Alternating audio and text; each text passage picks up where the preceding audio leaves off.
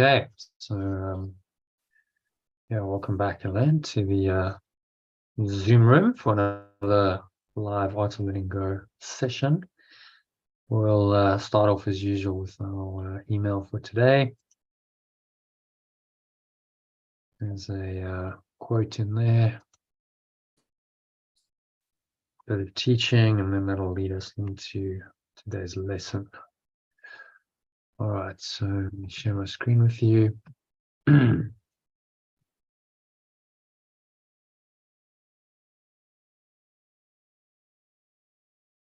Yeah, so if you can read that quote, which is possibly my favorite quote of all time. I really want to do that. Where are we?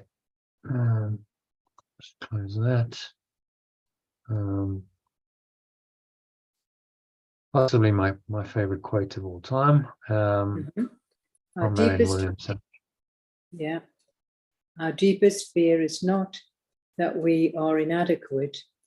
Our deepest fear is that we are powerful beyond measure.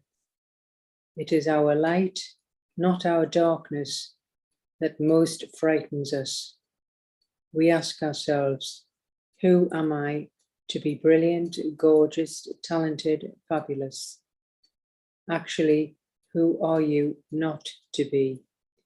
You are a child of God. Your playing small does not serve the world. There is nothing enlightened about shrinking so that other people won't feel insecure around you. We are all meant to shine as children do. We were born to make manifest the glory of God that is within us. It's not just in some of us, it's in everyone. And as we let our own light shine, we unconsciously give other people permission to do the same. As we are liberated from our fear, our presence automatically liberates others.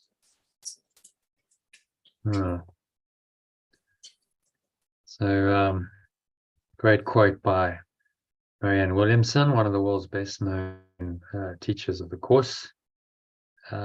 Certainly had an impact on the world. It was quoted by Nelson Mandela in his autobiography entitled A Long Walk to Freedom. So you must have read Marianne's book called The Return to Love, Reflections on the Principles of A Course in Miracles, which must have influenced him enough for him to base his program of reconciliation for South Africa on them. So he came out of prison, and instead of being bitter and twisted and seeking revenge, he was really, it was all about reconciliation and forgiveness. It was remarkable, given what he'd experienced. He'd been put in prison for 27 years, been separated from his family. His wife had been very badly treated, tortured. You go, wow, he could have, many of his colleagues had suffered and died, could have really held a grudge and a grievance and gone, right, now we're going to get these guys back. But he didn't. He was a remarkably happy, peaceful guy. And you saw it in his face. He was, mostly happy, smiling. So these principles obviously influenced him, and he had 27 years really of spiritual practice to learn them, to absorb them, to reflect on them. He was living like a monk, really, in a little cell. This is how these Buddhist monks live. A little cell. They have a very sort of disciplined regime, lots of quiet time to meditate. They would often do some kind of work as well in the monastery. Well, very similar kind of environment in prison, and that all really transformed him into a much more enlightened, awakened human being, who then came out and was able to lead his country to a peaceful transition, and which is remarkable. That happened. It was really quite miraculous. I lived through it. It could have all gone really pear-shaped and just been a horrible, ugly, armed conflict, and but it was actually remarkably peaceful and worked, really well for the first few years. while Nelson Mandela was around, it all looked pretty rosy. Unfortunately, subsequent to that, the people who came in didn't have the same mindset, and there's been a lot of corruption and mismanagement, and really what's in it for me rather than what's in it for the country. He was looking to the greater good and the whole. It wasn't just about what was for him. It's like, what's good for the whole country, what's good for the people of South Africa, not just the black people, the white people as well, and the colored people and the Indian people, everyone. He was very inclusive. So without him reading this book and perhaps other books like it, we don't know what he read in prison, but he had a lot of time, and he was able to get books. Through these books, being exposed to this concept of radical forgiveness, as Yeshua teaches in A Course in Miracles, because Marion is talking about these principles in her book. Perhaps South Africa's history would be different. Maybe that book made all the difference. We don't know. It's a good illustration of the fact that one person, like Nelson Mandela, who stands for forgiveness and reconciliation in the face of the temptation to condemn his apparent persecutors and seek revenge, can profoundly change the course of history. He made, Nelson Mandela, because of his more awakened state of mind, made a profound difference. He just happened to be, in the right place at the right time with that power because of who he was and, his history. The perfect person in the perfect time to fulfill his destiny. And that's when you talk about destiny. His destiny was to walk that path and, bring about a peaceful transition of power from, the ruling white apartheid government to a black government, which was going to happen one way or another. It could have happened in a violent way with lots of pain and suffering and death, or in a peaceful transition. And interesting, because the guy on the other side, who was the head of the nationalist government, prime minister at the time, was also felt like he had a calling from God, and he had this strong feeling that, I've got to deliver my people, and in fact everyone in South Africa, to peace, that we need a peaceful resolution. And he really felt divinely called to do that. So that, this was his task. And so you had two people who were divinely inspired. They came together, there was a meeting of minds, and there was a peaceful handover of power, essentially, which had never happened in history before. That, a ruling class would just willingly relinquish power and say, okay, well, there, you guys have it, take over. Obviously there was an election, but it was a done deal, given that there's far more blacks and black people and white people in South Africa, that they were going to win. So essentially, when they said, right, okay, it's going to be full democracy, one man, one vote, one person, one vote, then there was like, okay, we're handing over the reins of power, which had never happened before. So quite a remarkable thing, which I was fortunate to live through and actually witness that. It demonstrated the power of forgiveness, as Yeshua expressed it, in the extreme situation he faced in his life, where he's been crucified. They're killing his body in the most brutal way, and he just says, Father, forgive them, for they know not what they do. Just amazing lines. Which I still use that. I still use those lines sometimes. And you're like really struggling to let something go, as I was on the weekend. It's like, forgive them, for they know not what they do. They, the personal people involved are confused. They don't know what they're doing. They're confused, deluded. They're clueless. They don't know. They're out of alignment with the source, and that then you can kind of accept it. You go, okay, well, they just don't know what they're doing. Otherwise, it can be quite difficult to accept the unacceptable. So that particular, situation, the crucifixion and his forgiveness, followed by the resurrection, is the most powerful example of radical or true forgiveness in history, in my view. Some others would say there's others, but if you think of an example of radical forgiveness in the face of really like huge temptation not to forgive and to judge and condemn. He could have gone, I curse you, I curse you and all of your descendants unto the seventh generation. He could have done that. And would have seemingly had justification for that, but then he wouldn't have been the Christ. So instead, those words echo down the ages on the cross, saying, Father, forgive them, for they know not what they do. Was a statement, a high-level statement of radical forgiveness in an extreme situation. That did change the world, as it's an essential part of the legacy that Yeshua left. It led to the development of the Christian religion. Was one of those kind of foundational principles that got taught.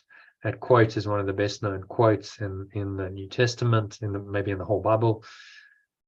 And so that's led to a major influence on billions of people's lives and human societies around the world. I think, before Christianity, the idea of forgiveness wasn't really known in the West. In the Eastern teachings, they had the idea of compassion from Buddhism and some of the other teachings, but it hadn't really filtered to the West. It was a pretty, brutal world, really. That time, he lived in this very harsh time 2,000 years ago, where this kind of thing happened, crucifixion, and there's lots of death and disaster, and war was going on, that the Romans were constantly quelling rebellion by the Jews, and all very very unconscious, and he came into that very harsh, unconscious environment to show another way.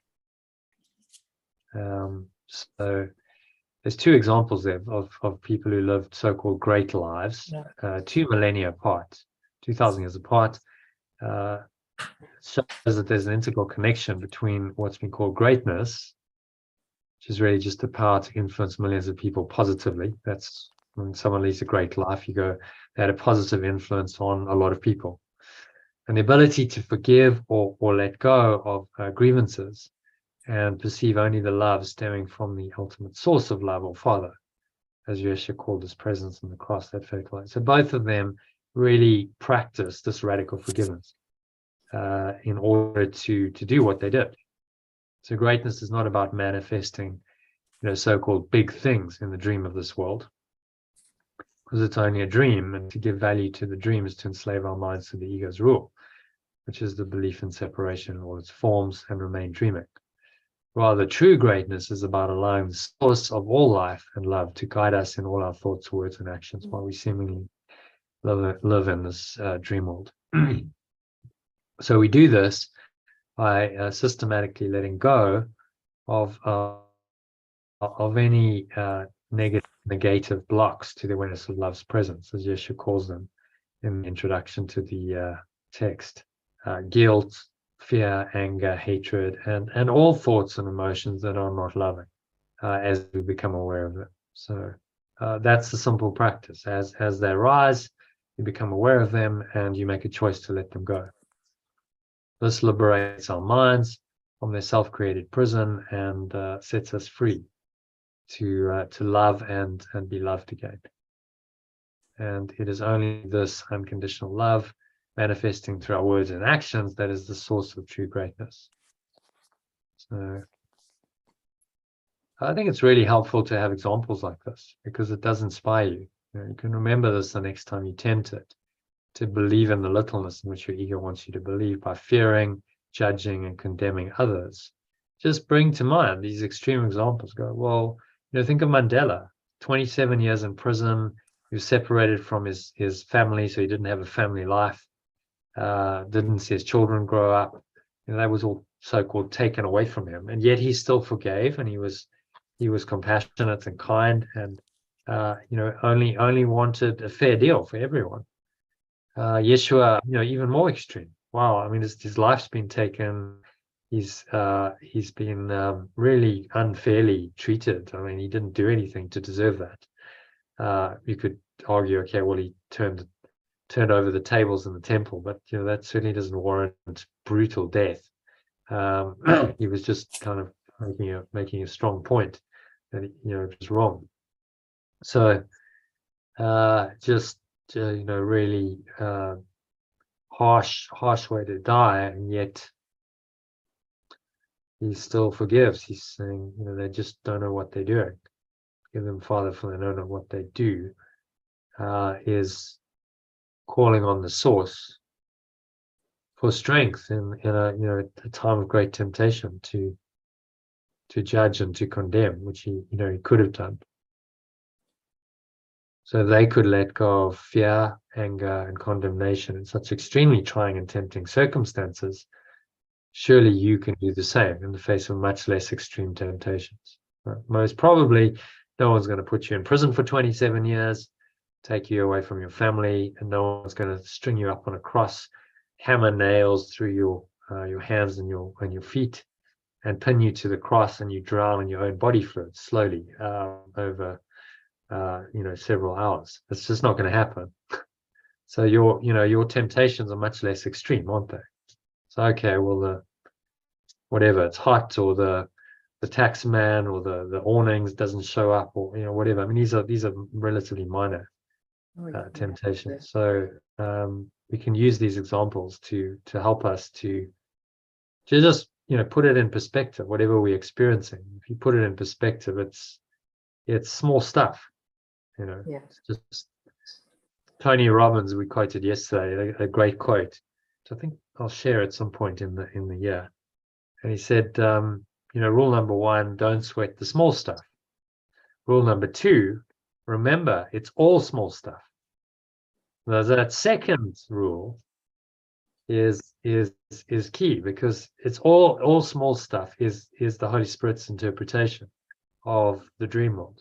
Okay, so whatever it is, it's all small stuff. It's all on the level of form. It's all part of the dream. It's all just small and false and illusory. So therefore, I'm not going to sweat it. I'm not going to get upset, because none of it's true.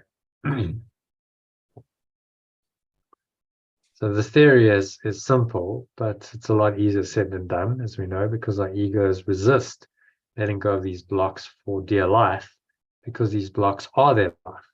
This is why Yeshua has given us daily mind training lessons to help us to practice letting go of our ego's negativity as we become aware of it daily and experience the love, peace, joy, and other great gifts that characterize greatness, which such radical forgiveness brings. So if you want love, peace, and joy, the only way of consistently achieving those, experiencing those in this world, is radical forgiveness.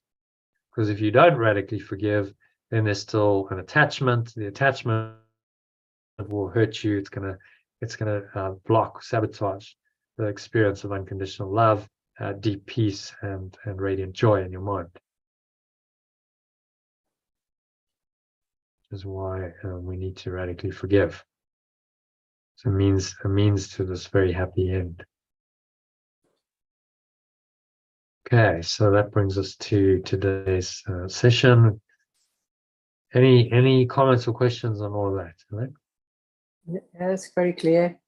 Yeah, very clear. Don't sweat the and small hopefully quite inspiring. You look, the value of the past, although the past isn't real, the only value of it in this world is that you can learn from it, that it can be a part of the curriculum, the at-one-ment. You can look at the experiences of others like Yeshua and Nelson Mandela and other inspiring people. Gandhi comes to mind, maybe Martin Luther King Jr. These were men who led great lives that inspired millions, sometimes hundreds of millions of people to awaken, to free their minds from some of the limitations of the ego. And they walked the talk. They walked the path. They walked the talk to their cost in the world. 3 of them were killed prematurely. Yeshua was crucified. Gandhi and Martin Luther King Jr. were both assassinated. So this is what the ego its response is. Someone who's really threatening its thought system. Oh, we'll just kill them. Get rid of this, because we don't want the truth to come into the world and help people awaken. but the truth is still true, and something, in these people inspired them. The spirit inspired them to do what they did and run up against the ego's thought system in the process. Okay, so that leads us into our lesson. Nice preparation for the lesson, which is lesson 239 we're on to. So if you read that in the original and alternative, and then we'll dive into the... The glory of my Father is my own. Oh, hang on, just let me start a new recording. Start again. Okay, so this is today's lesson. There we go, 239. Just read it there. The glory of my Father is my own. The magnificence of my source is my own. Yeah, and that changes the alternative, just changes a bit, doesn't it? The magnificence of my source. Glory of my Father, it's quite religious, formal. A lot of people tune out to that kind of language. But the magnificence of my source that I can experience in my own experience right now, that's what the lesson is pointing us to this magnificent feeling of love, peace, joy. So read it in the... if you read it in the original and then in the alternative, just line by line. Thanks. Let not the truth about ourselves today be hidden by false humility.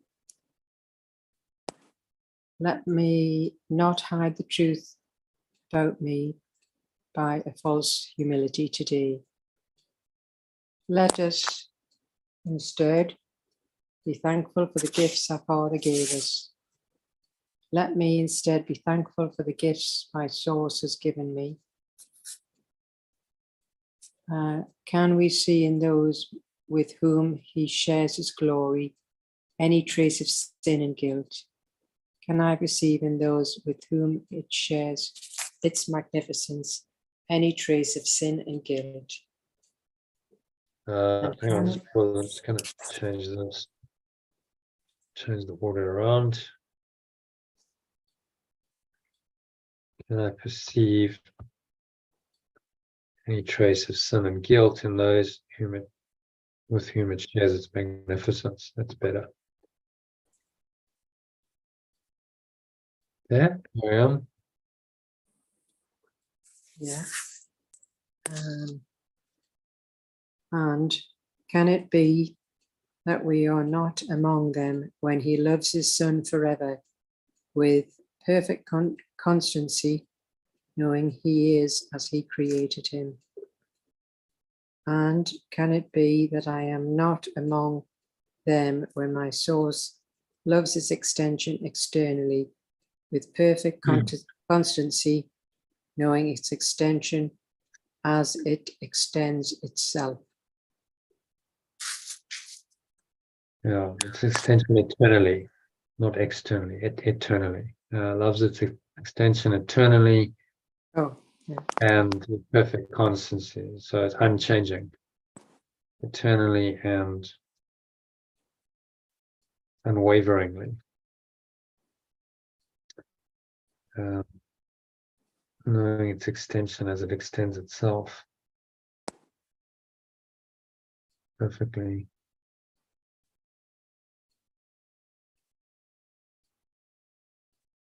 Okay, so what's it saying in that one? Well, we don't want to hide the truth with false humility. So we need to be thankful for the gifts the source has given us. And we can perceive any trace of guilt or sin, suffering in those with whom it shares its magnificence. So we're all included, including ourselves, with perfect eternally and constancy.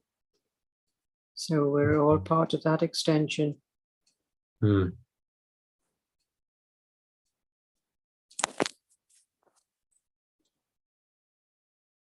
Yeah, And can we experience that magnificence?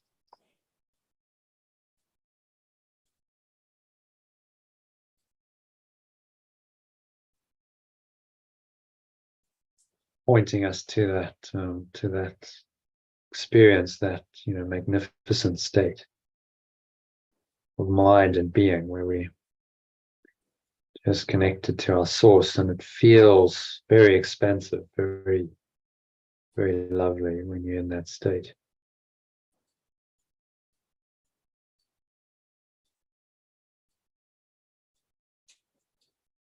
Okay. So the next one, just a short prayer. I thank you, my source, for the pure formless awareness that shines eternally in me and all my companions. And I honor it because you share it with us. We are one, united in this awareness, and one with you, at peace with all being and ourselves.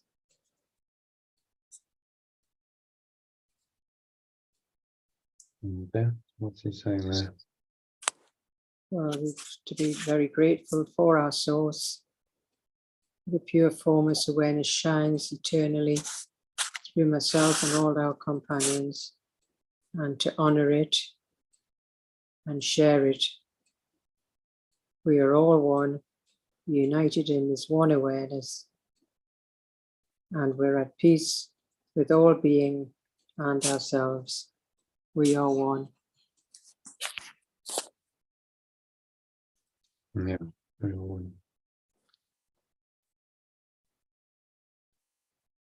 Very simple, it's the same message over and over, but what he wants us to do with these lessons is actually experience it.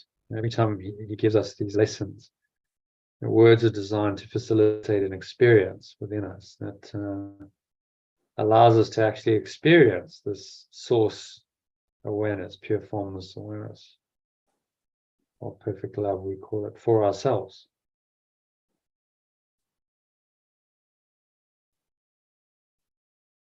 And so that's why they're short and sweet and to the point. They're not complicated. They're just pointing us to an inner experience, which is perfect to experience in meditation.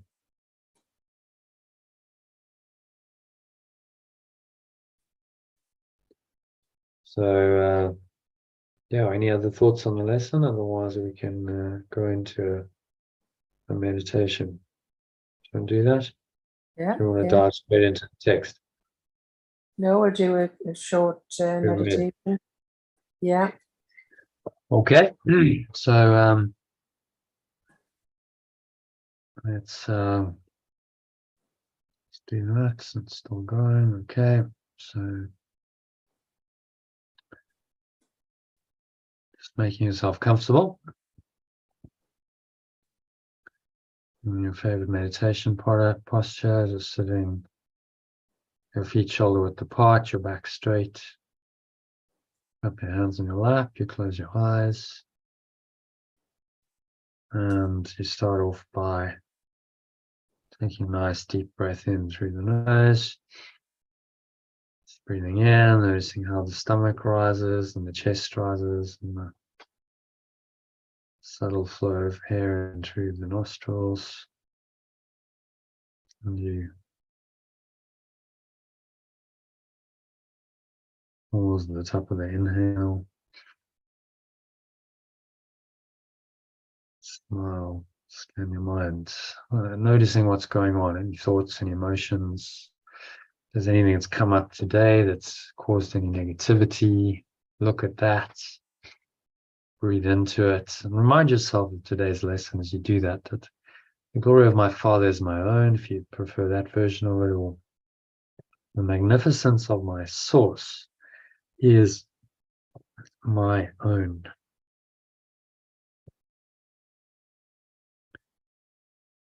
Magnificence of my source is my own. I claim the magnificence.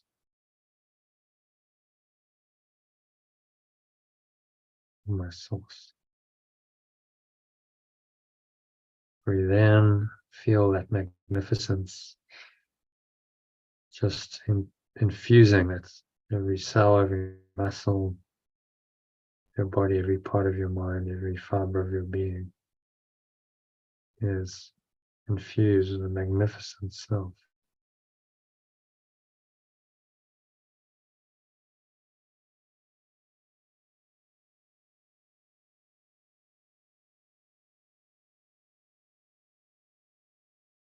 And in that magnificence, no dark energy, no negativity, nothing that negates that magnificence can continue. None of it can exist. So let me not hide the truth about me with a false humility today as you breathe in again. Let me instead be thankful for the gifts my source has given me. So just repeat these words after me. Let me not hide the truth about me with a false humility as you exhale. As you speak the words, you exhale. Notice how the air flows out, chest and stomach suck back in.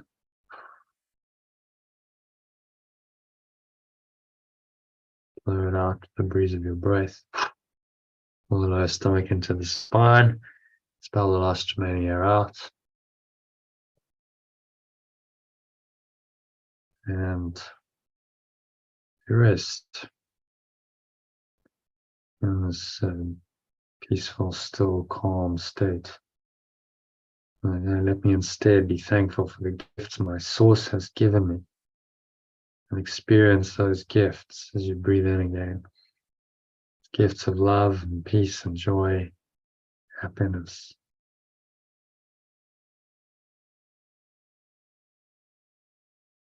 These are the gifts.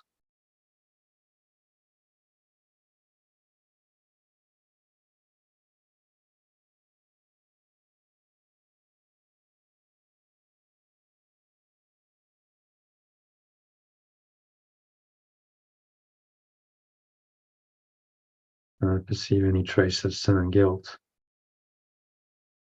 And those with whom it shares its magnificence. Ask yourself that. So if there's a person involved, you want to see sin and guilt and want to condemn them for that. Can I perceive any trace of sin and guilt in those with whom it shares its magnificence?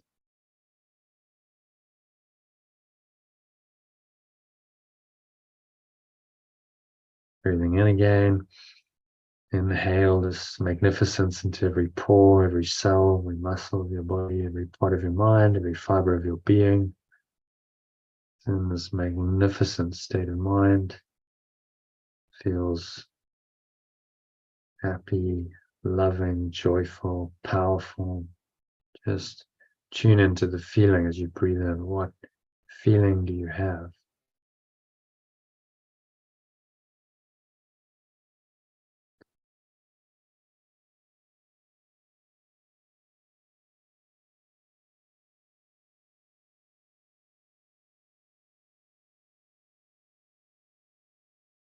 Breathing in again. So can it be that I'm not among them?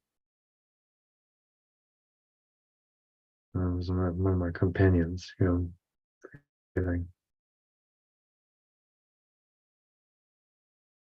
it be I'm not among them where my source loves its extension eternally and with perfect constancy.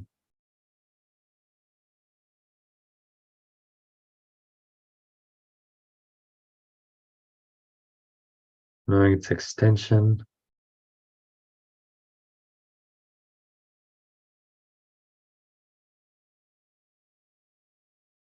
as it extends itself, and its extension as itself.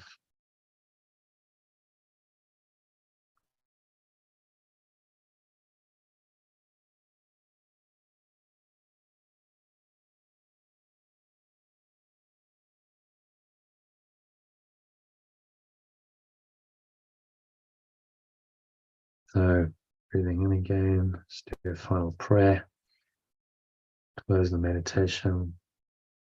Say, I thank you, Father, or my source, for the light and pure formless awareness. The light shines eternally in me and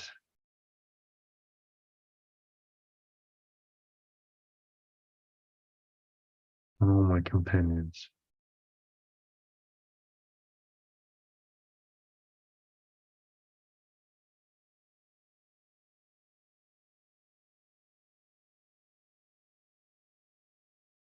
To feel that shining of your true awareness shines away, shines eternally in you and all your companions.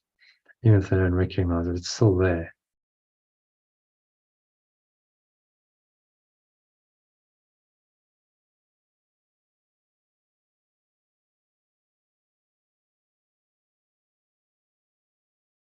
So I honor it. Breathe in the light. It's this pure awareness. If it helps, you can visualize light. The breath flowing into every pore, every cell, the muscle. Every part of your mind, every fiber of your being is infused in the light.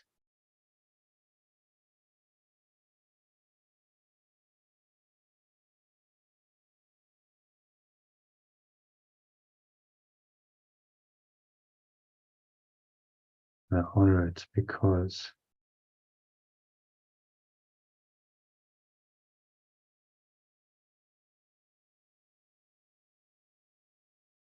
as you share it with us, and we are one. You breathe in, embrace that oneness, united in this awareness, and one with you.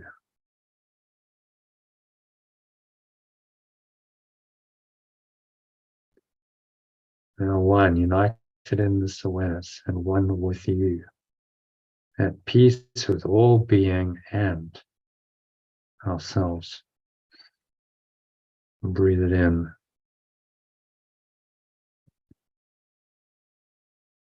Peace with all being and ourselves. And you feel that peace descending on you.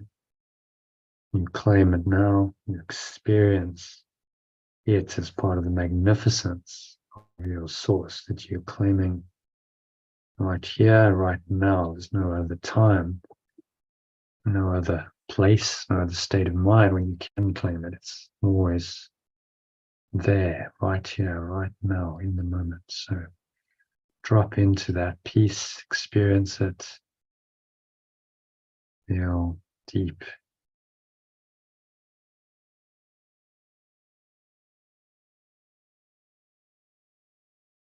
peace coming over you, surrendering into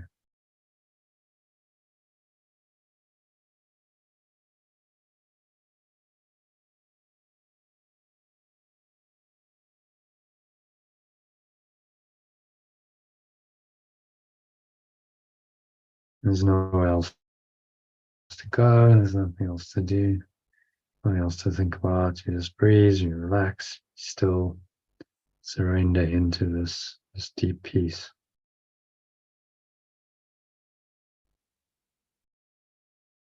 Silence and the stillness.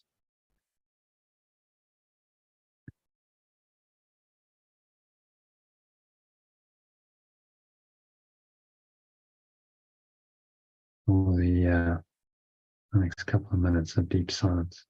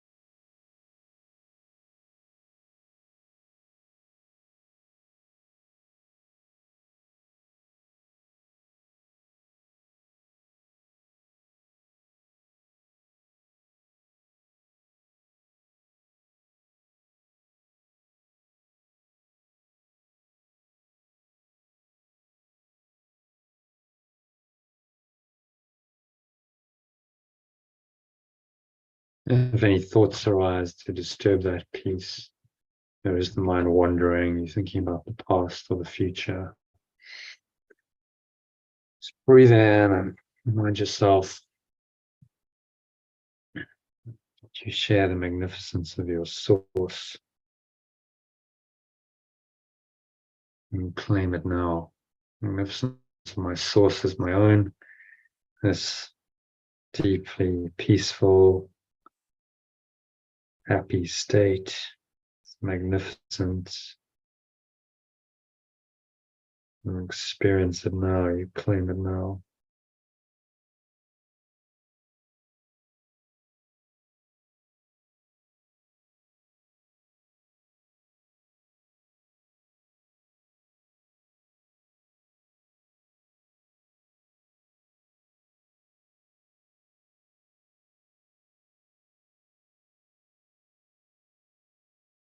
And just let go of any of those interfering thoughts and blow them away with the breeze of your breath. Dark smoke or black cloud, you can visualize that leaving you, be replaced by the light. Blow it out.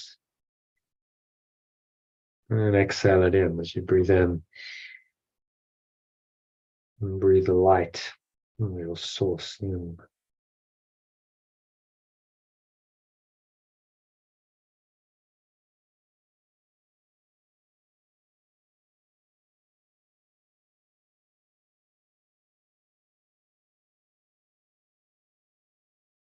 Bringing it into every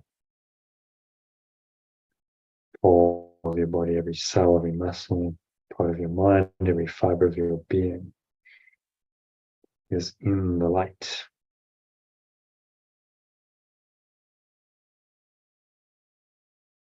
And experience a deep peace, calmness, quietness.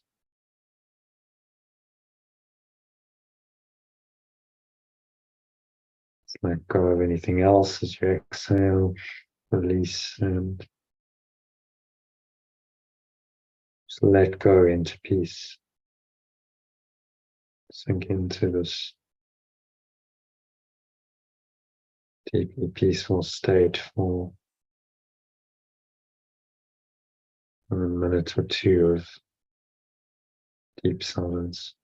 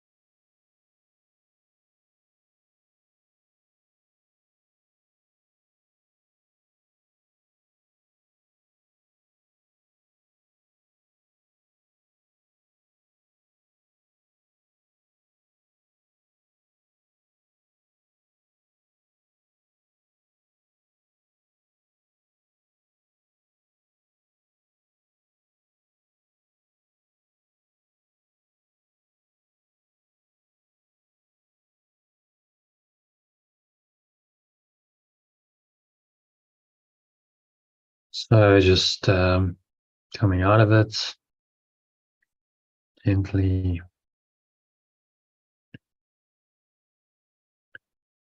bring your mind back into an awareness of the body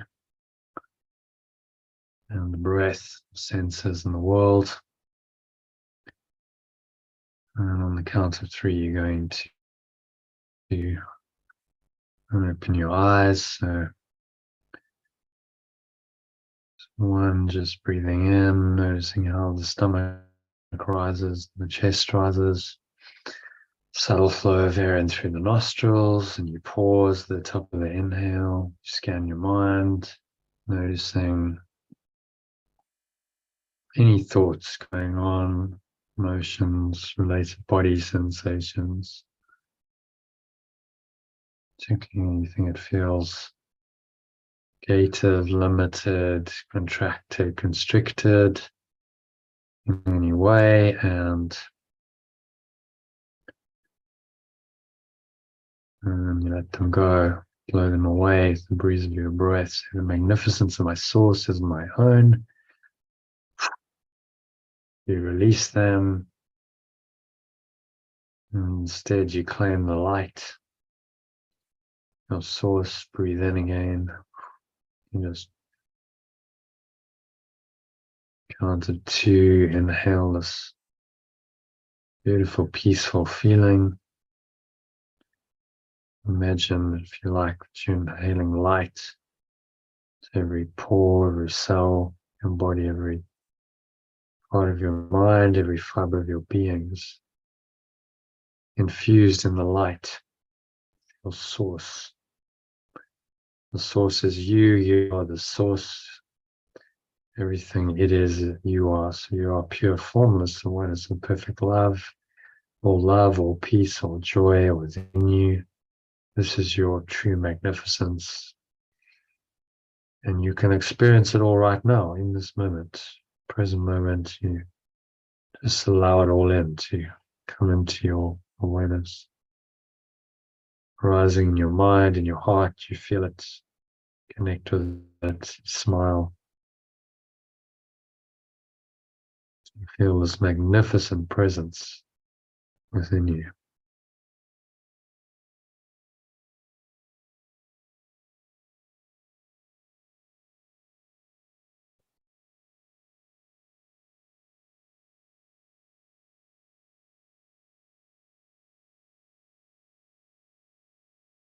And so it is.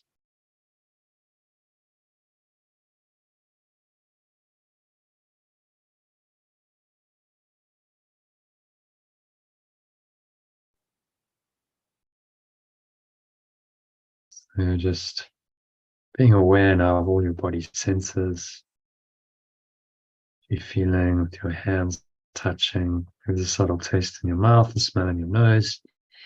There's that. There's what you're hearing in the surrounding environment. Just noticing all these. And this was very still, calm, and surrendered state of beingness, connected to your source, and this magnificent awareness of love, peace, and joy. And you carry that awareness with you to the rest of the session, the evening, on into tomorrow. So it is said, so it is done. On the count of 3, open your eyes and just take a minute to look around.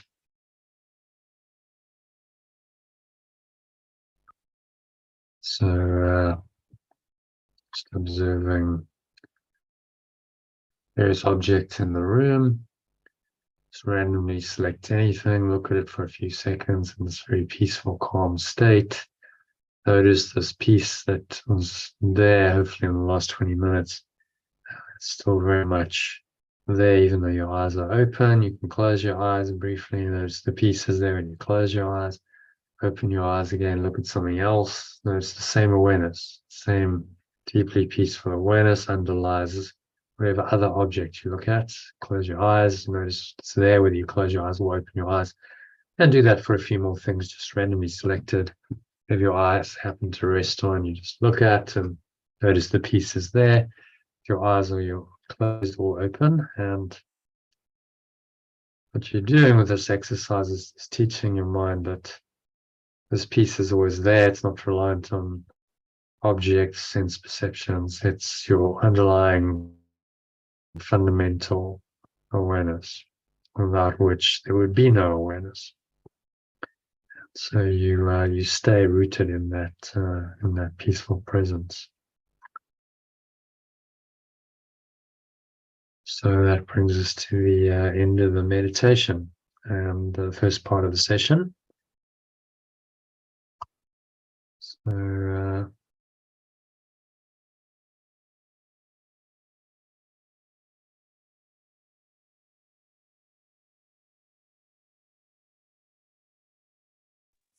go into today's text reading, shall we? Yeah. Yeah. So coming of this one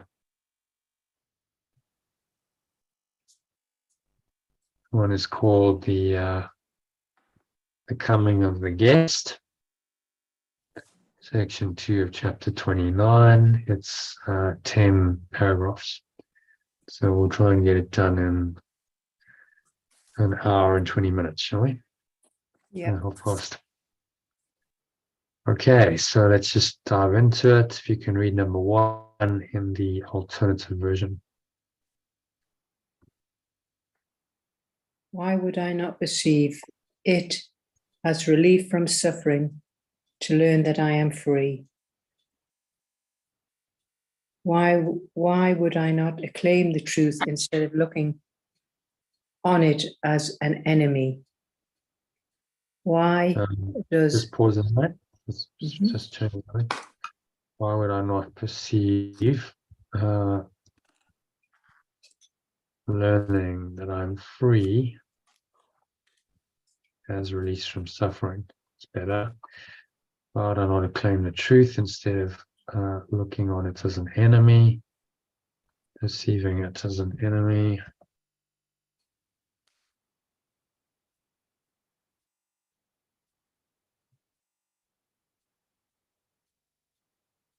And number 3, why is an easy path? Why does an easy path so clearly marked, it is impossible to lose the way, seem thorny, rough, and far too difficult for me to follow? Is it not because I see it as the road to hell instead of looking on it as a simple way, without sacrifice or any loss, to find myself in the state of pure formless awareness and in pure formless awareness of perfect love? So the original is find yourself in heaven and in God. Find myself in it's just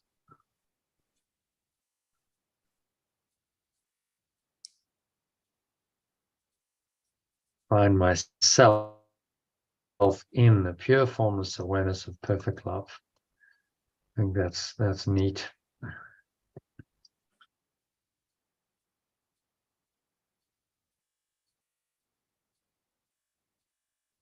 Okay, and we carry on. What number am I again? 5. 5.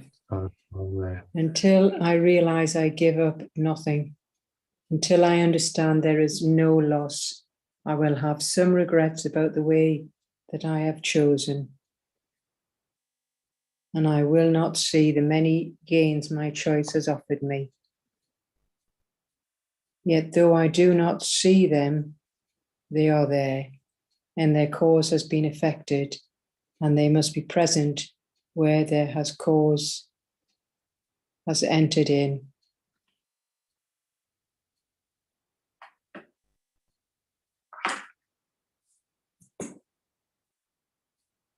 Cause has been affected, and they must be present.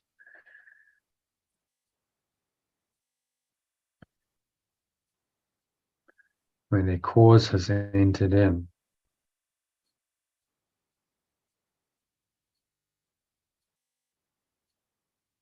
It's interesting choice of word. The cause has been affected. The verb is affect. The cause has been.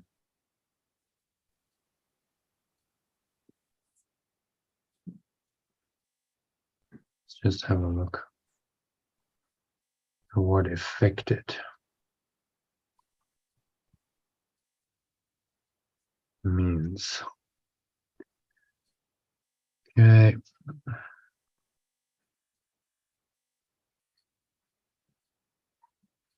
Affected meaning.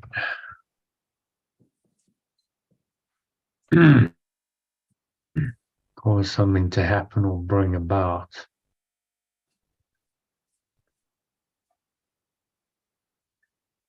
And the cause has been caused to happen or bring about. Past participle is affected. Past tense affected. Affect.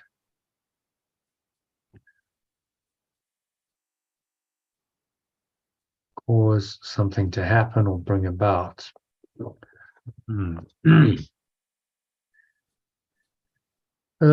Okay, so we leave it. I'm not sure I can find a translation for that. So a cause has been affected, and they must be present where their cause has entered in. Where their cause, they must be present where their cause has entered in. So if I go to my source, this pure form of source of perfect love, cause has been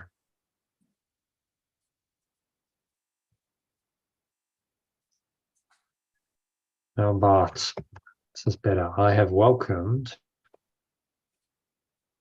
their cause. And so they must be present where their cause has been invited in. You can read that from the top, Elaine. Just check we good. Why would I not perceive learning that I am free as release from suffering? Why I not acclaim the truth instead of perceiving it as an enemy? Why does an easy path so clearly marked, it's impossible to lose the way, see thorny, rough, and far too difficult for me to follow? It is not because I perceive it as the road to hell instead of perceiving it as simply a way without sacrifice or any loss to find myself in the pure formless awareness of perfect love. Until I realize I give up nothing, until I understand there is no loss. I have some regrets about the way that I have chosen, and I will not perceive the many gains my choice has offered me. Yet though I do not perceive them, they are there. I have welcomed their cause, and so they must be present where their cause has been invited in.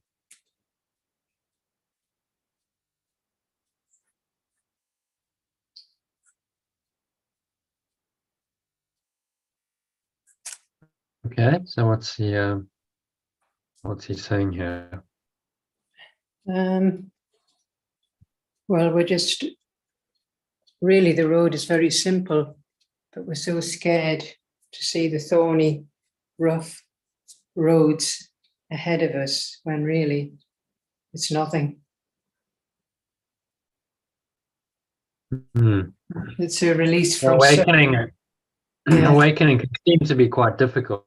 I think a lot of people do make it difficult and go, well, that's enlightenment. Oh, yes. Huge accomplishment. It's never going to happen. It's only for, avatars like Yeshua and Buddha, and they were special. It's too overwhelming. It's too difficult. It's never going to happen. It's too challenging. It's too full on. I've had people say, "Oh, the course is too full on." So you want some kind of half on spirituality. And he's just highlighting that. Why does it seem too difficult for me to follow? This is not because I perceive it as the road to suffering and death, instead of perceiving it as a simple way, instead of as a simple way without sacrifice or any loss, to find myself in the pure formless and oneness of perfect love. I'm going to find myself if I follow this road, in this pure formless and oneness of perfect love. And I'm going to give up nothing until I understand that there is no loss. I have some regrets about the way that I've chosen. Because I can't really lose. I can't lose what's false. What never really existed. If it's all false and it's just a dream, how can I lose the unreal? It's not possible.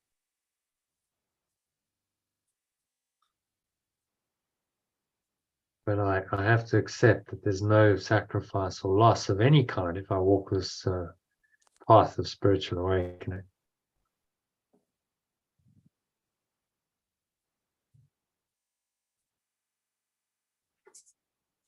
And it's one of the big things we've got to realize. I not perceive the many cares my choice has offered me. Though I do not perceive them, they are there. I welcome their cause, and so they must be present where their cause has been invited in. So I may not realize these gains yet. Sometimes I'm not aware of the peace and the love and the joy, but they must be there because I've invited their source in. So there's another reminder to just accept what's already there. Remember this teaching, the perennial philosophy, which the course is part of, is just saying it's always already there.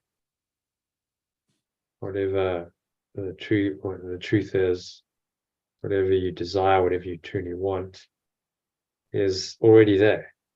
So you just have to reach into your mind and perceive it as already there.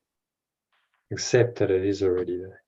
Which is why statements like, I am as love created me, or as love extended me, if you translate it, or I am that I am, or just I am love, are powerful because you're just accepting what's already there. It brings your mind into that state of acceptance, which is the whole point. That simple acceptance is all this whole mind training course is designed to help you to achieve.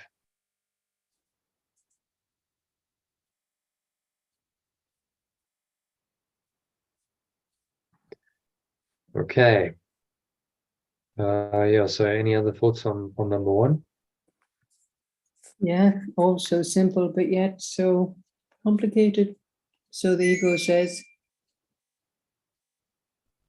Yeah, it's not complicated. It's just resistance. What makes it difficult is that there's a resistance. I perceive it as the road to suffering and death. That's too full on. It's too difficult, and it's just a resistance to awakening to your true self and these magnificent states. Because the ego is not used to it. The ego wants to keep you in a very limited state. So it's actually incredibly simple. Awakening is, you already have it. It's already there. Your source, hasn't been destroyed. It's already in your mind. You just have to accept what's already there. How difficult can that be? It's just the blocks to the awareness of love's presence that cover that over, the veil of illusion. That's what makes it seemingly difficult, because those blocks can seem to be quite strong and powerful and all powerful. The ego tells you, no, there's no way you're ever going to overcome these blocks. So forget enlightenment, forget waking up, because you're just stuck in time and space with all of your stuff that you've got to deal with. And at best, it'll say, well, one day I'll become enlightened, but not today. So it's always deferred into the future. But actually, it's already there now. So if you could fully accept what is there now, then its cause would be affected or welcomed, and you would experience all the benefits, which is the fully enlightened state. So actually, you're not very far away. It's just a choice to accept that which is already there, and really, really accept it. And the full implications of that acceptance are, well, that's the end of the world. There's going to be no more separate self, no more need for a body, no more need for this world. And all the tests and trials and tribulations, no need for them anymore. No, because you've learned your lesson, and you don't need them anymore. You're just rooted in your source, and that's perfectly peaceful, blissful, joyful all the time. And the source doesn't want you to suffer.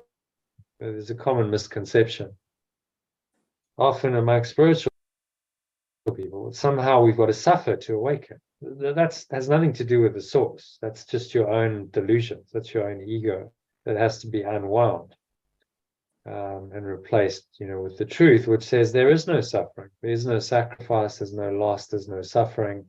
In pure formless awareness of perfect love, these ideas don't exist, and that is your true and natural state. So they're always already there. Just welcome them in, and the ego, if you truly do welcome them in, the ego can't withstand that, because you're just welcoming what's already there. So it's intent on making you deny it, focusing elsewhere. One of its biggest defenses is to distract you. So don't look within and find what's already there. Go outside of yourself and seek for hope there.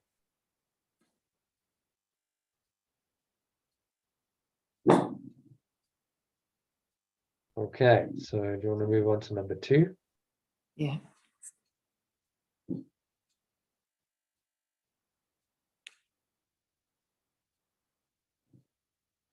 I have accepted healing's cause, and so it must be I am healed. And being healed, the power to heal must also now be mine. The correction is not a separate thing that happens suddenly as an effect without a cause, nor is it in itself a cause. Only where the cause is must it be. Now is it caused, though not as yet perceived. And its effects are there. Pause it there. Oh, yeah. There's a order, but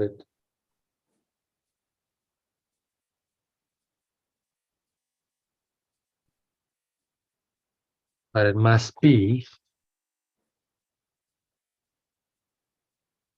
It must be where its cause is.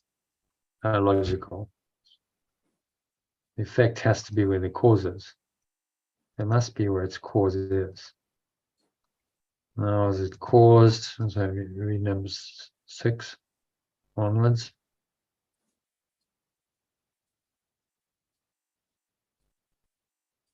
The line still there? Oh, yes. Sorry. Yeah. Now is it caused, though not as yet perceived. And its effects are there, though not yet seen. Look inward now, and I will not behold reason for regret, only cause indeed for glad rejoicing and for hope of peace.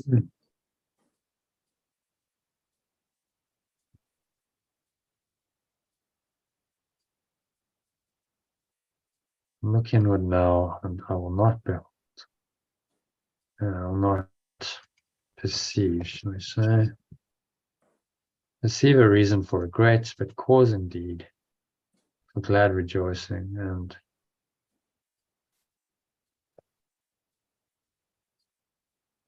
hope of peace. I don't like that word hope particularly, so cause indeed.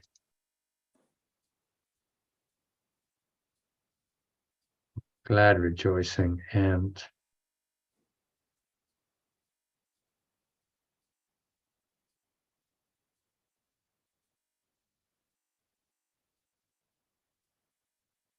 cause for joy and peace.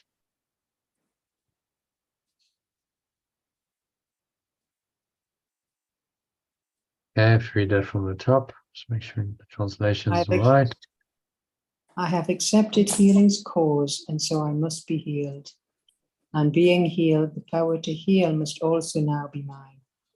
The correction is not a separate thing that happens suddenly as an effect without a cause, nor is it itself a cause, but it must be where its cause is. Now is it caused, though not as yet perceived, and its effects are there, though not yet seen.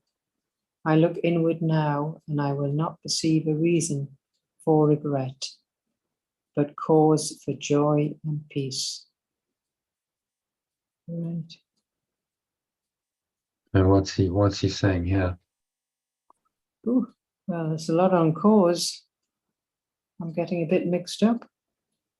Okay. Oh, yeah. Well, I mean, I accept my healing's cause. I accept that it comes from the source of the healing, so I must be healed.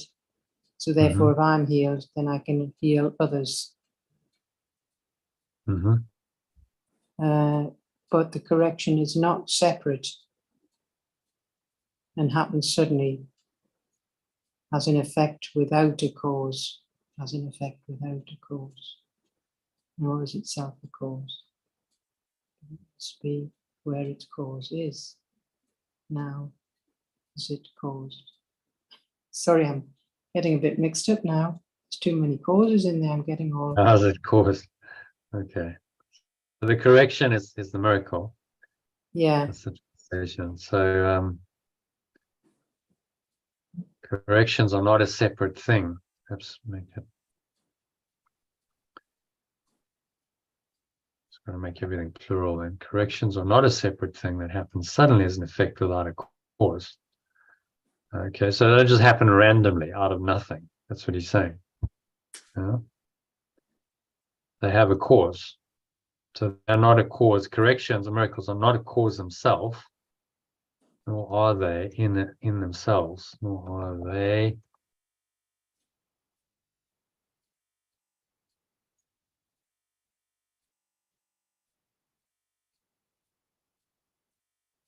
in themselves a cause. Corrections are not a cause, they are an effect. But they must be where their cause is. So he's just stating basic laws of cause and effect here. They must be where their cause is. So their cause is love, perfect love, pure formless awareness of perfect love, going into that state of mind. That's the source or the cause of the miracle, the correction in our minds. So they must be where their cause is, which is in our own minds. Now, are they caused? So he's asking us to not just focus on the external corrections, but actually on the cause of them, it's causation. Now are they caused? Now they are caused.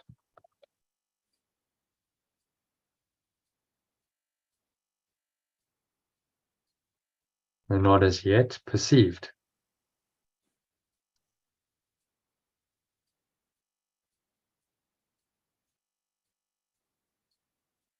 Though they may not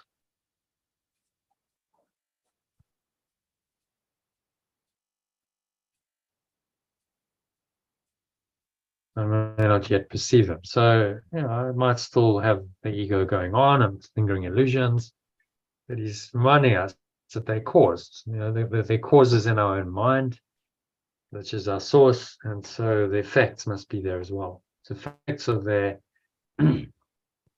though not yet, though I do not yet perceive them.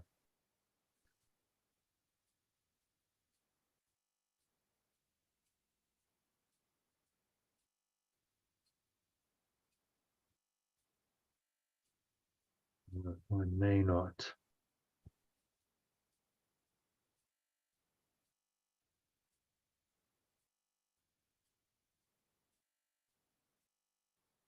Yet perceive them. I look inward now.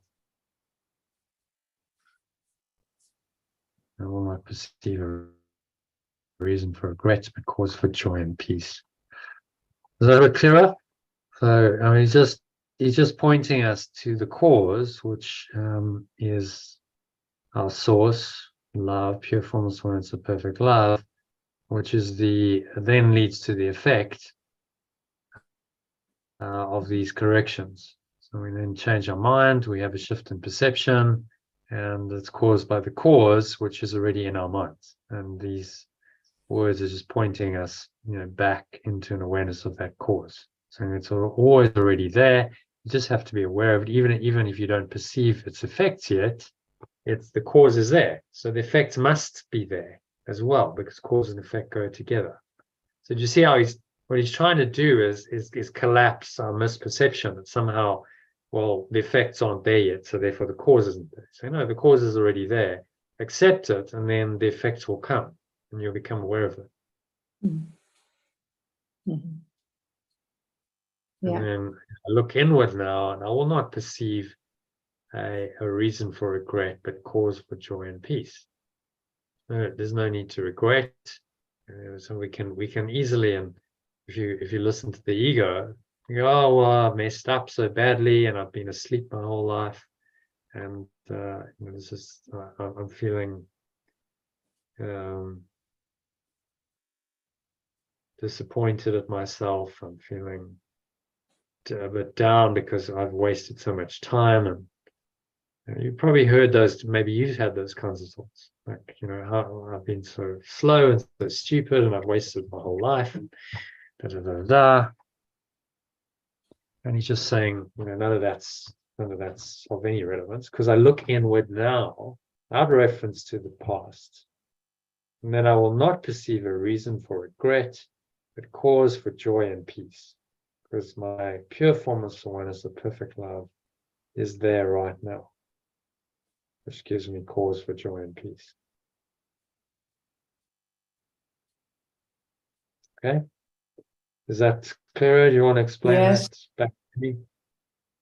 Well, it's just the cause is our source, and then from the source, the cause has its effects, which is joy and peace. Otherwise, if I claim the cause, then the effects must come. So it has to come. yeah, If I just comes naturally. claim that light, pure formless awareness of perfect love, we call it, and I'm able to go into that state of mind. That's what it means to claim the light. That I'm in this higher, state of high awareness. Then the effect of joy and peace, and my imaginary problems resolving seems to come. So focus on the cause, and the effect will follow, which is why you never try and control miracles. You just get into the cause. You stay rooted in your true awareness. Mm-hmm. And then the effects come of that awareness. They come as natural extensions of that awareness.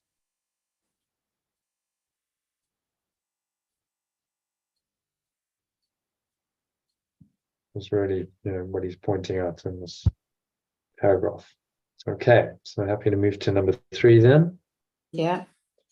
It has been hopeless to attempt to find the hope of peace upon a battleground. It has been futile to demand escape from sin and pain of what was made to serve the function of retaining sin and pain. For pain and sin are one illusion, as we hate and fear an attack and guilt only. As I, yeah. Fear, attack, and guilt only one. Where they are causeless, their effects are gone, and love must come whenever they are not. Why am I not rejoicing? I am free of pain and sickness, misery and loss, and all effects of hatred and attack. No more is pain, my friend, and guilt, my God, and I should welcome the effects of love.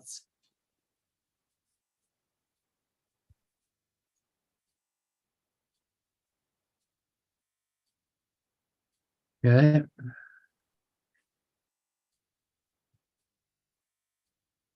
What's he saying in this one? Did I make I didn't make any changes there, did I? What am I not trying to? I'm free of pain, sickness. No more is pain, my friend. Pain is not my friend anymore.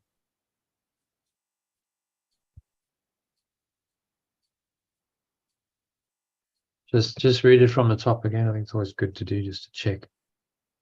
Gives you another look at it. It has been hopeless to attempt to find the hope of peace upon a battleground.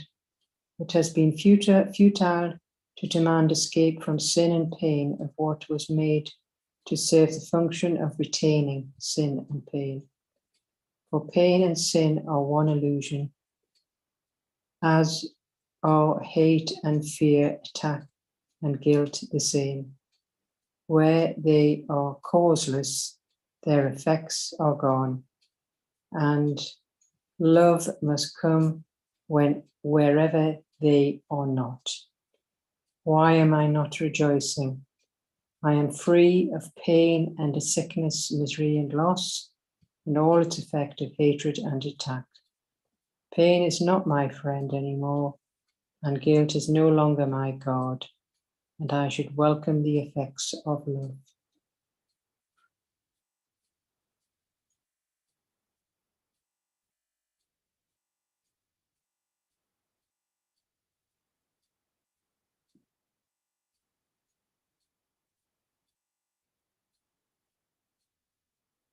Okay, so what's he saying in that one?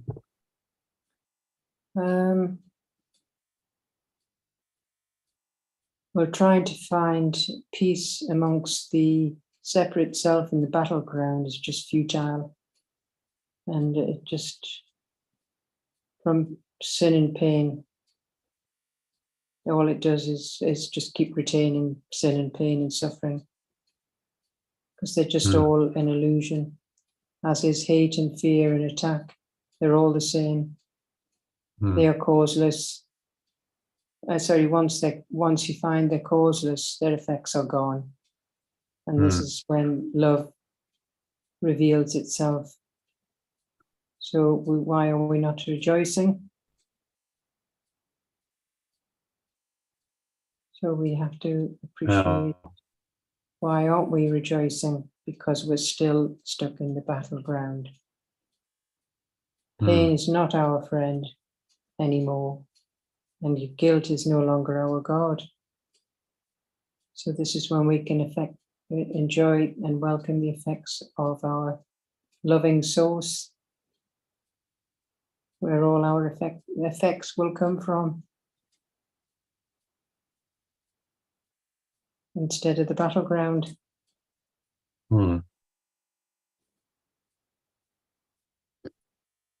Pain is not my friend anymore. Pain and guilt. Guilt is no longer my God. Means I no longer value guilt. So maybe we should just say pain is not my friend anymore, and I no longer value guilt.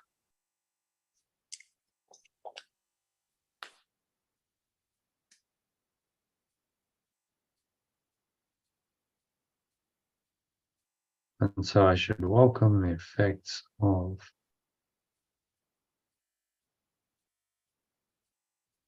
love.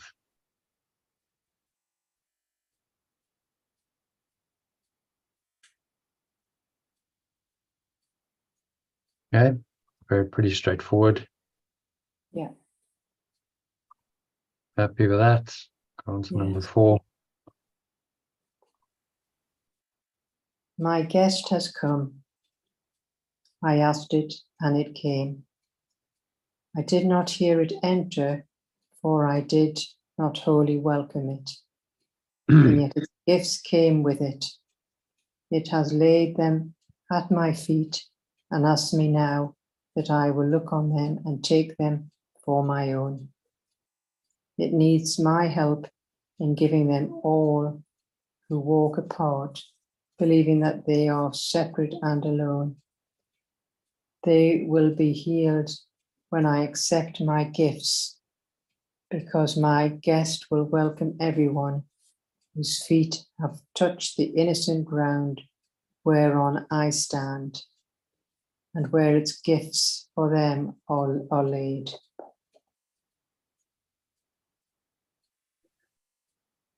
Yeah. Just see if I guess just come. I asked it. I invited it. Maybe would be better. I invited it, and it came. Did not hear it enter, for I did not wholly welcome it. Yet its gifts came with it. It has laid them at my feet and asked me now that I should perceive them and take them for my own. Take them for my own means accept them as my own. That's one of our biggest problems. We don't accept. It's all there for us. He's saying the truth is already there. This is pure formless awareness, perfect love is already there, and therefore all its effects are there.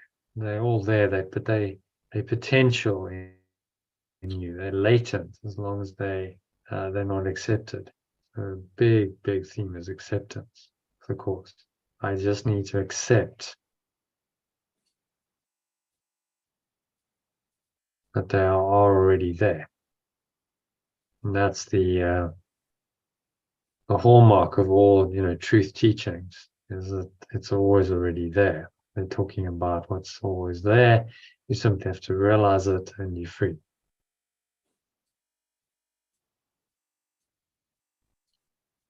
Okay. Needs my help in giving them to all who walk apart, believing they are separate and alone. And we heal and accept my gifts. You can just read it from the top again, I think. My guest has come. I invited it, and it came. I did not hear it enter, for I did not wholly welcome it. Yet its gifts came with it. It has laid them at my feet and asks me now that I should perceive them and accept them as my own. It needs my help in giving them to all who walk apart, believing they are separate and alone. They will be healed when I accept my gifts, because my guest will welcome everyone whose feet have been touched, the innocent ground on which I stand, and where its gifts for them are laid.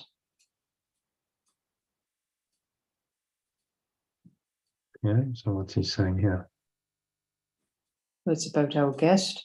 Our guest has come, who is And the Holy guest Spirit. is? The Yeah. Holy Spirit. Yeah. Which is the memory, the remembrance of perfect love. When I remember it, and I start remembering this presence, then the guest comes in and starts to change everything.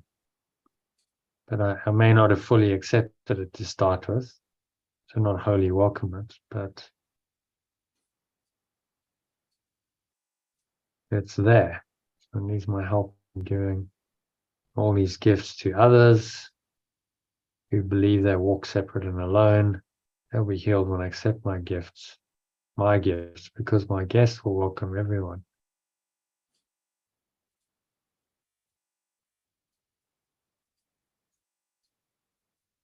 Okay, so what's he saying here? Paragraph 4. Well, we don't wholly welcome it,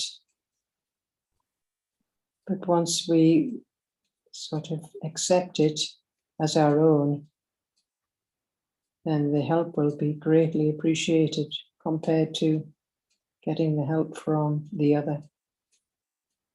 The gifts will be there. because the guest will welcome everyone whose feet have touched the innocent ground on which the Holy Spirit stands. And that's when the gifts start to arrive. The corrections, the miracles, whatever you want to call them. And guest will welcome everyone whose feet have touched the innocent ground on which I stand, and where its gifts for them are laid. So the ground is the ground of being. It's talking about touch the innocent ground being on which I stand, and where its gift for them are laid.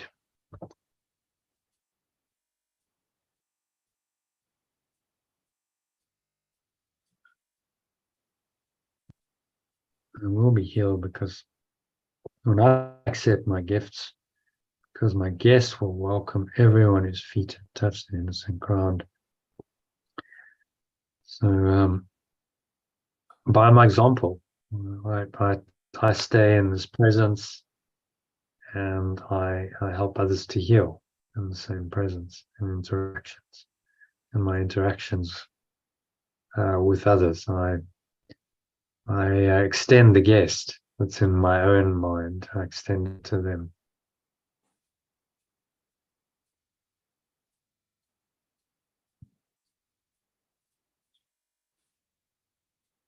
Okay, so any other thoughts on number 4? Yeah, just learning to accept what's already there. Just take it. And that's the whole course. Yeah. That's all he's saying. It's such a simple course. Accept what's already there. And you're home, and you accept what's already there. All the gifts are there, the love and peace and joy and freedom, The miracles, happiness, and ultimately eternal life. It's all there for you if you can accept what's already there in your own mind. And our only challenge is that we don't accept it. We really struggle to accept that, because there seems to be a whole lot of other stuff going on. Another entity. Yeah. Yeah, there seems to be something else that's telling you, no, you're not pure formless awareness of perfect love. You're evil, you're sinful, you're guilty, you've messed up, don't you forget it. You're condemned, and then you project that out and you condemn others. And, this is the alternative awareness that is the ego. And so we've denied our guest. As long as we believe in that awareness, we've denied, who we really are. It can never bring us happiness. Okay, so moving swiftly on to number 5. I do not see how much I now can give because of everything I have received. Yet it who entered in only waits for me to come where I invited it to be. There is no other place where it can find its host, nor where its host can meet with it, and nowhere else its gifts of peace and joy and all the happiness its presence brings can be obtained. For they are where it is who brought them with it, that they might be mine. I cannot see my guest, only I can see the gifts it brought. When I look on them, I will believe its presence must be there. Sorry. Mm-hmm. Oh, yeah. It was just only because actually, but when I perceive them, I'll believe its presence must be there. Yeah. Yep. For what I now can do could not be done without the love and grace its presence holds.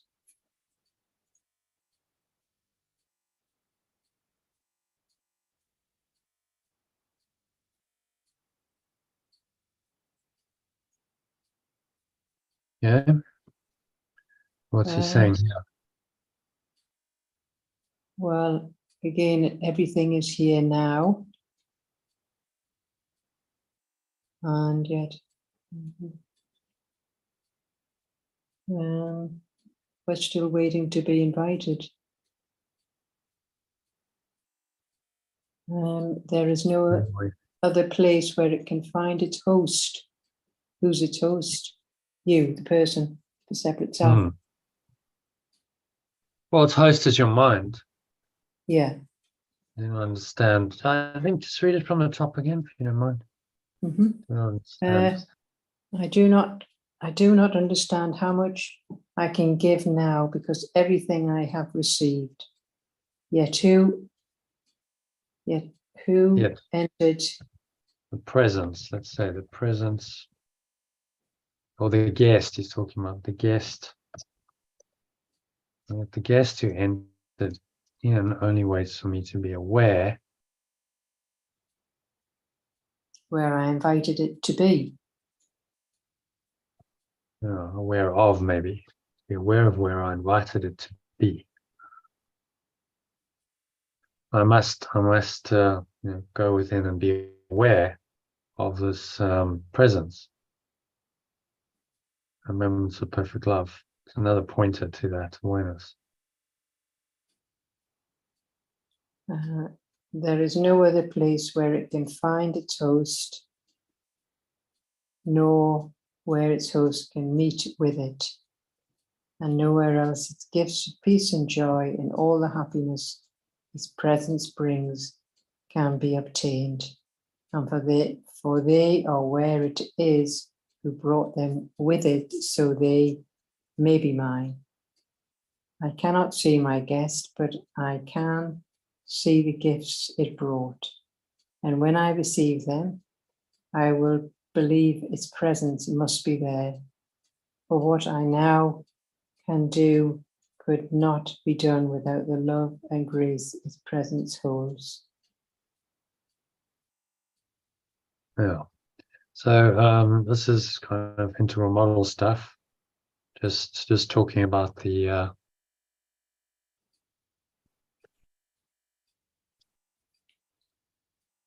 interior and the exterior quadrants, and he's pointing us within. He's saying, go within, and you will see.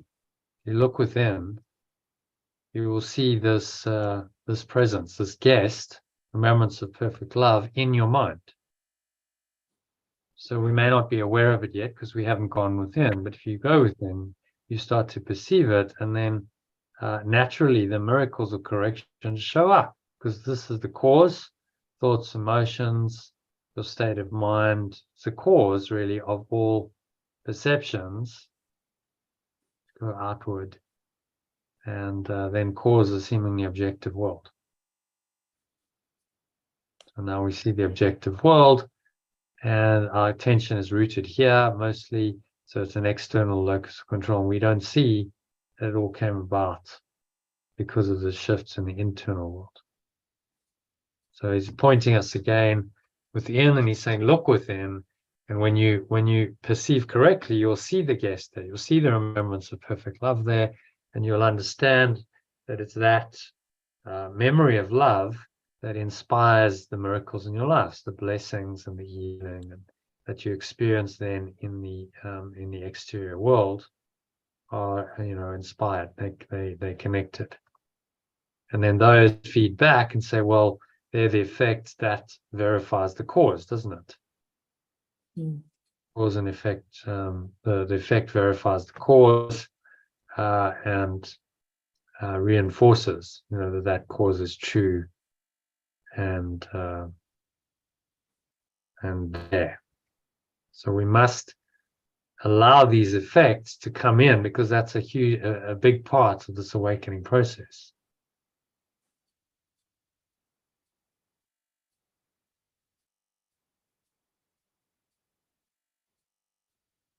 Okay, so any other thoughts on that? Yeah, that's good.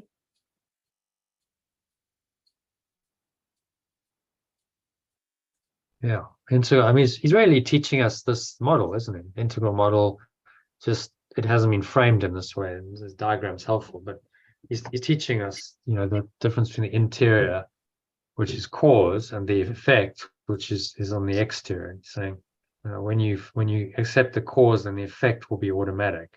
The effects of the corrections that show up in the body and in words and behavior are start to become self-evident, and they then reinforce the subjective change in mind.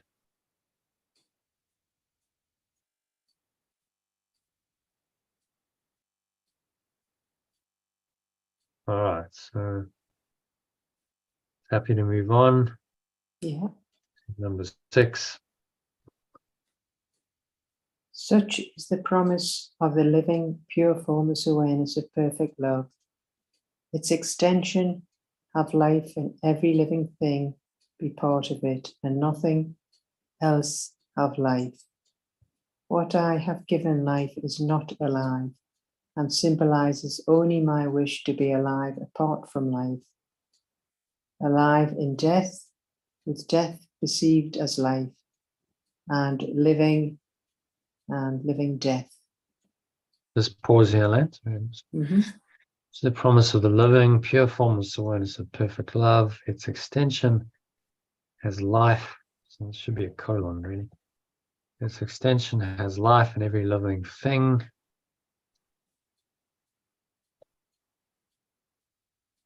Every living thing is part of it.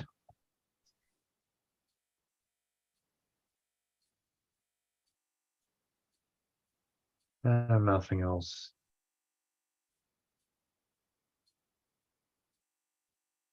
Nothing else has life. Absolutely, should make life capital. It's life, every living thing is part of it, and nothing else. Nothing else has life. What I've given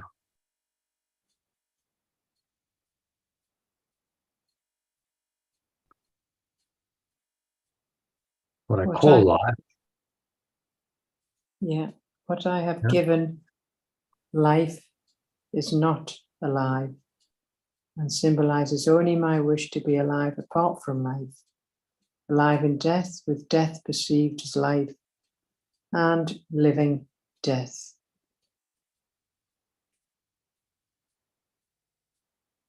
Living life. Someone wish to be alive apart from alive.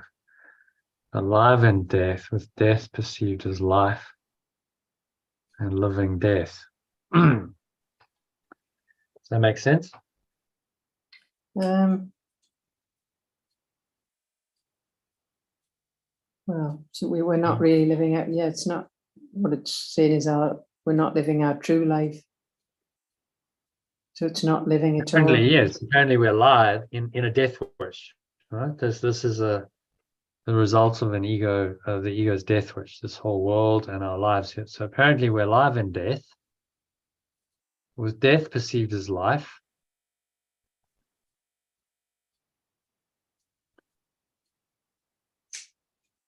And living death. So death is perceived as some kind of life. This world as a product of a death wish. Alive in. Let's just make it a bit more explicit, in the product of a death wish, because that's what he's really saying.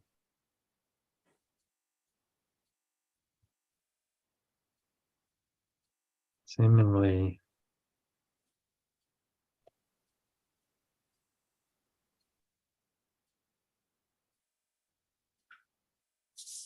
alive in the product of a death wish, with death perceived as life. Now, with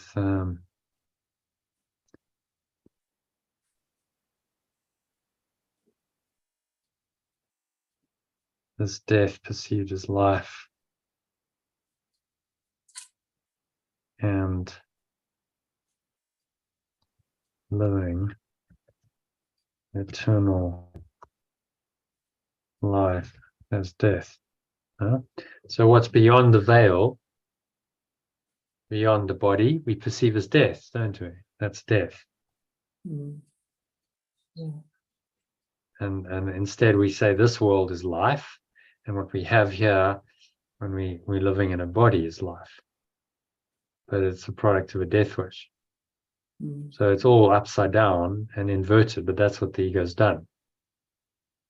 Actually, we're living in the product of a death wish, so it's all just a form of death, but we think it's our life, and we perceive that eternal life outside of the body is death. Well, what a delusion. Everything's upside down. Confusion follows on confusion here. That's what he's saying. Well, on confusion has this world been based. Want to carry on? Yeah. Confusion follows as confusion. Confusion follows on confusion here. For on confusion has the world been based, and there is nothing else it rests upon. Its basis does not change, although it seems to be in constant change. Yet what is that except that the state confusion really means? Stability to those who are confused is meaningless, and shift and change become the law on which they predict their lives.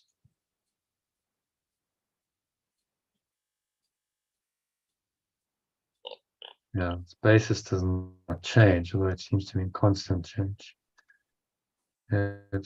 What is that except the state confusion really means? Basis does not change, although it seems to be in constant change. What is that? The original, yet what is that except the state confusion really means? Basis, although it seems to be in constant change, what is that? Basis doesn't change, nothing else it rests upon.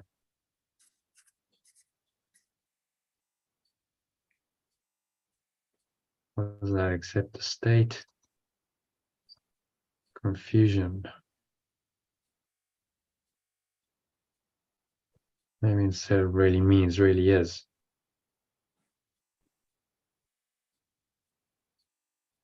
And what is the state of affairs?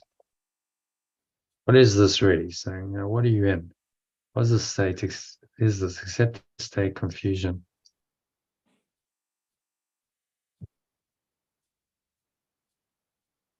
Ability to those who are confused is meaningless. Read that.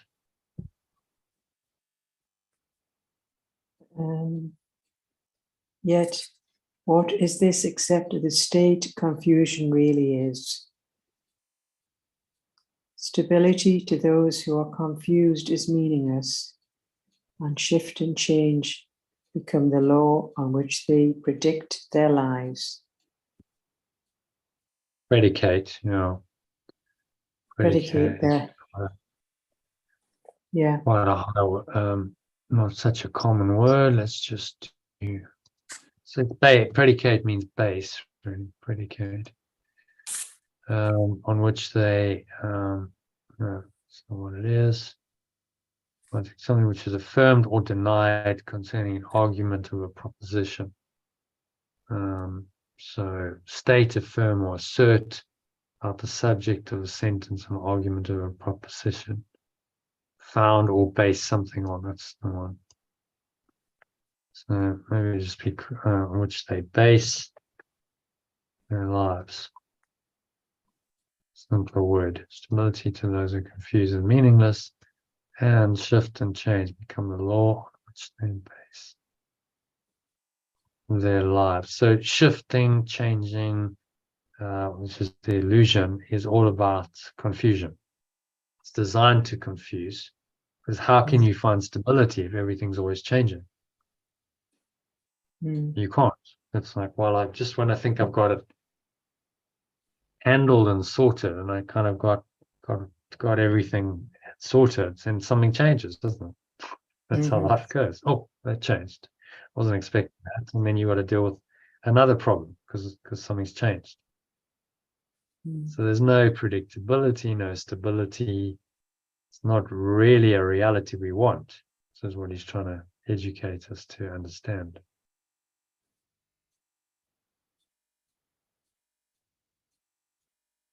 Okay. Any other thoughts on that one? No, I think that's fine. Yeah. Yeah. Key points of that. So this is a product of a death wish. We're living in a death wish, and a death wish creates confusion. It's going to be this confusion.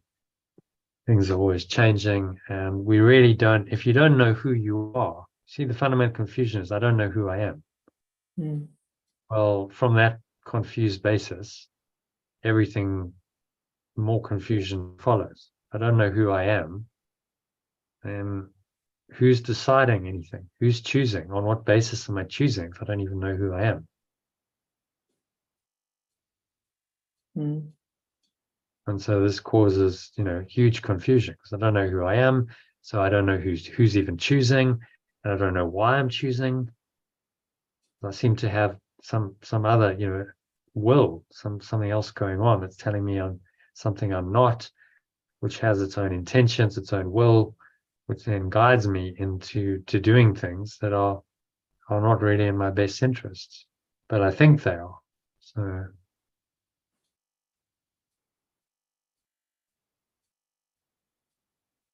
I'm just confused and delusional.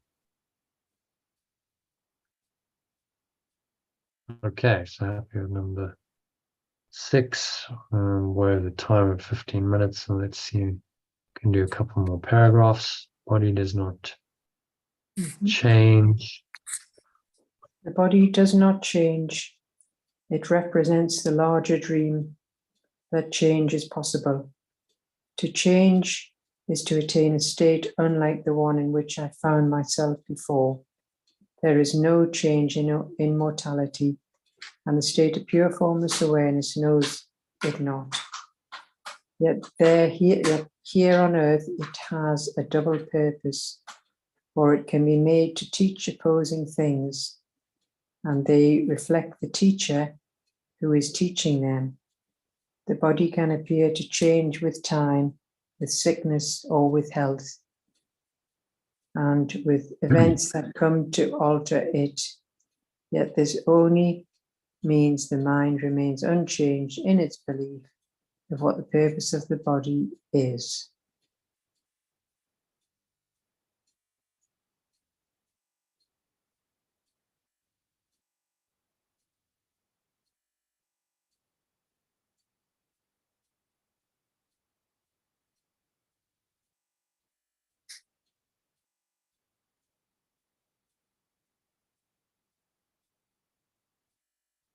Okay, so what's he saying in this one?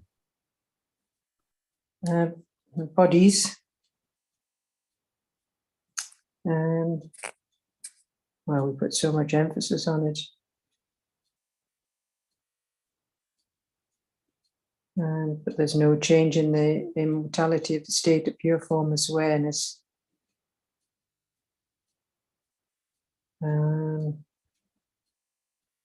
But here on earth, it has a double purpose. So it can teach opposing things. So it reflects the teacher who's teaching it. The body can appear to change with time, sickness, and health, with situations and events that seem to alter it. But this only means the mind remains unchanged in its belief of what the purpose of the body is, so still stuck in the illusion. The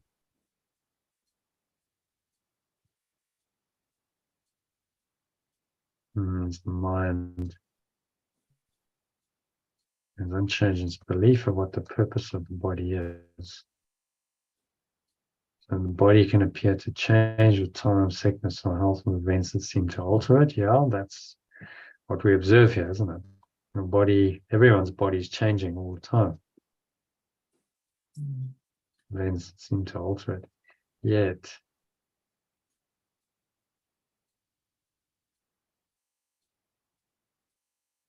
This only means the mind remains changed. And its belief of what the purpose of the body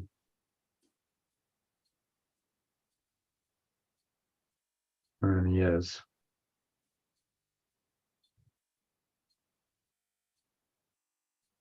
I read it from the top, never mind. The body does not change. Yeah. It represents the larger dream that change is possible.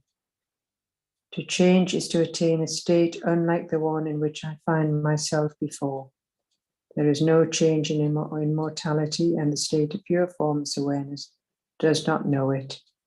Yet here on earth it seems to have a double purpose, for it can be made to teach opposing things, and they reflect the teacher who is teaching them. The body can appear to change with time, sickness, and health, and with events that seem to alter it. Yet this only means the mind remains unchanged in its belief of what the purpose of the body is.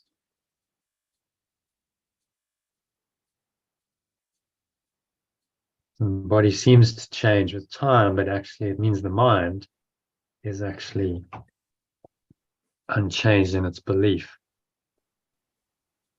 of what the purpose of the body is. So the aging of the body and all the alterations of the body are a symptom that the mind is still confused, it's still believing in the reality of the body, and then it tries just to manage that reality as best it can. Oh, well, age is inevitable, shift and change is inevitable. But actually you can, by changing your purpose, changing your mind, you can change that all.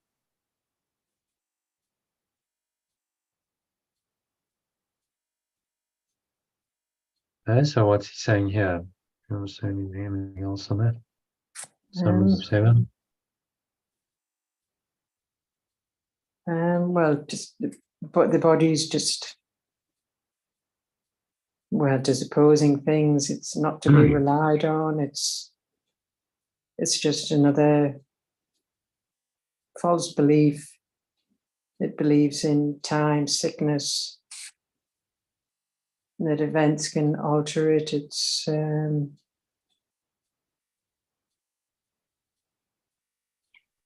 this only means the mind remains unchanged in the belief of what the purpose of the body is.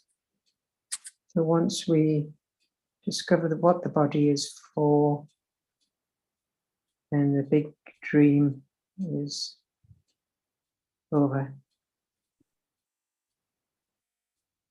And the reality of the other steps in. Yeah. So chaos and confusion, and the body is part of that, change is part of that. And we have to profoundly change our mind about what all. No, none of this is true, none of this is real. That's what he's asking us to do. Don't try and accommodate to the shifting, changing, ever-changing so-called life in this world, because it's not really life. It's a living death, as he pointed out in the previous paragraph. So, you're is that not saying you should try and make a living death, the product of a death wish, better. Hang around here and try and make it heavenly or make it better, whatever way, shape, or form. He's saying leave. Leave the dream behind. Escape from it.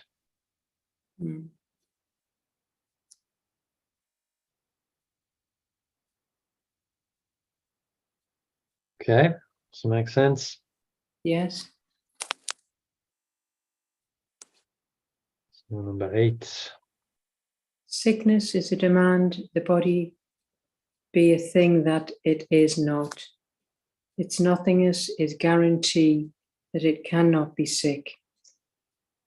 In my demand that it be more than this lies in the idea of sickness, for it asks the pure formless awareness of perfect love be less than all it really is. What then becomes of me?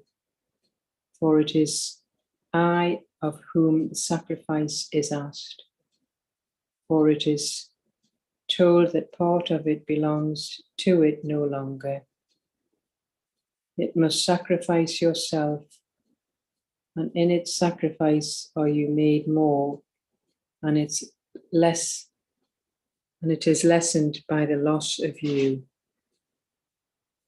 And what is gone from it becomes my God, protecting me from being part of it.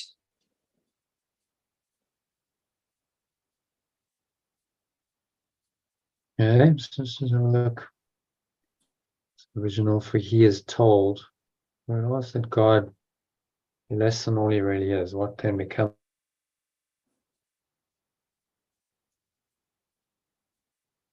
belongs to him no longer. For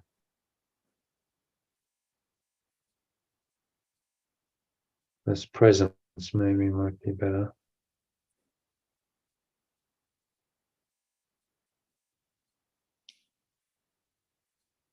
This awareness from this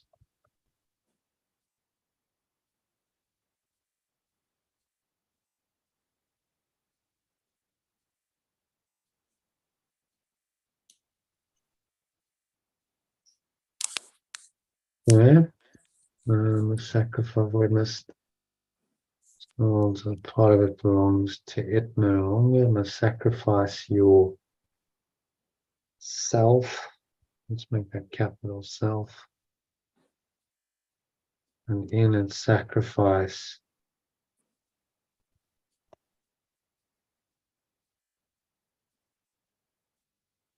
in this sacrifice, are you made more, and it is lessened by the loss of you.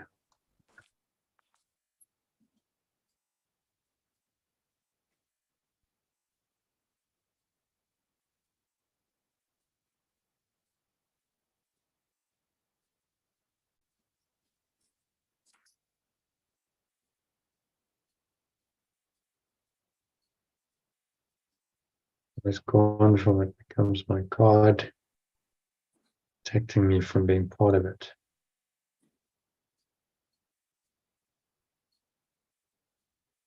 You must sacrifice yourself.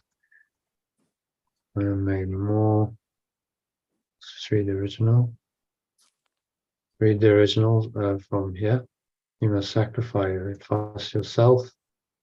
You must sacrifice yourself. In his sacrifice are you made more, and he is lessened by the loss of you. And what is gone from him becomes your God, protecting you from being part of him.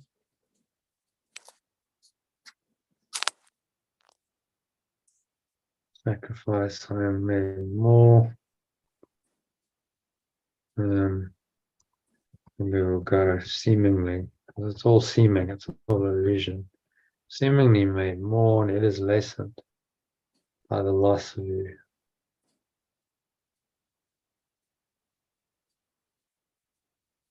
It is gone from it.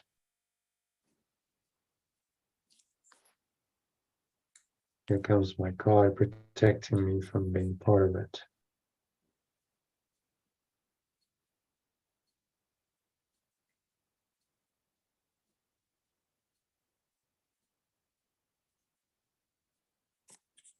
It is gone from it, becomes my God, becomes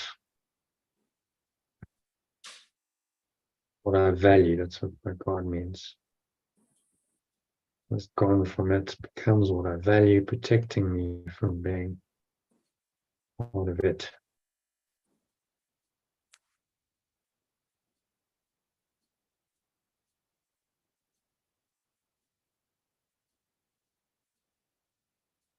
Gone from him. So we're talking about his presence. God, what has gone from it?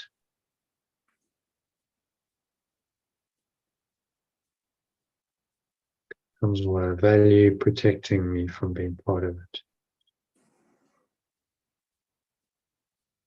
What has gone from it? So it is lessened by the loss of use. So what has gone from it? So this false self that I split off and seemingly now being is not part of pure formless awareness and perfect love.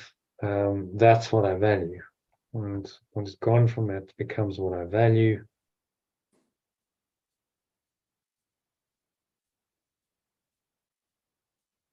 Protecting me from being part of it.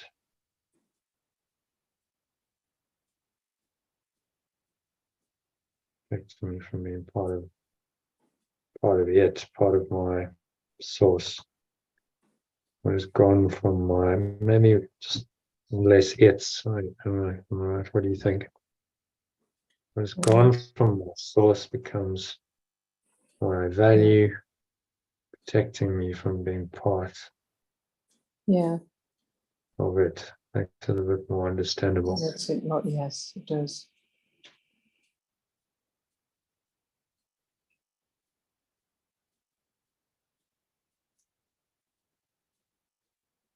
Okay, so what's he saying in number 8? The sickness is well, it's a defense against the truth, but yeah, that's this one's saying the body. Sickness is a demand. The body be a thing that it is not, but its nothingness is a guarantee that it cannot be sick.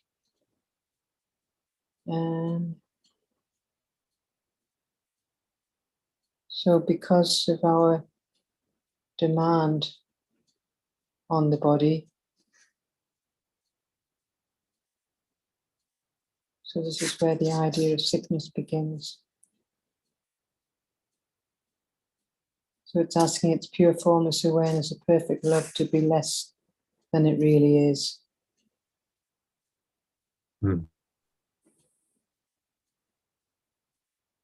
So awareness is told part of it does not belong to it anymore.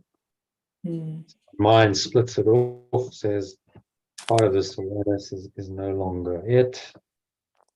And it must sacrifice yourself, and in this sacrifice, I am seemingly made more, and it is lessened by the loss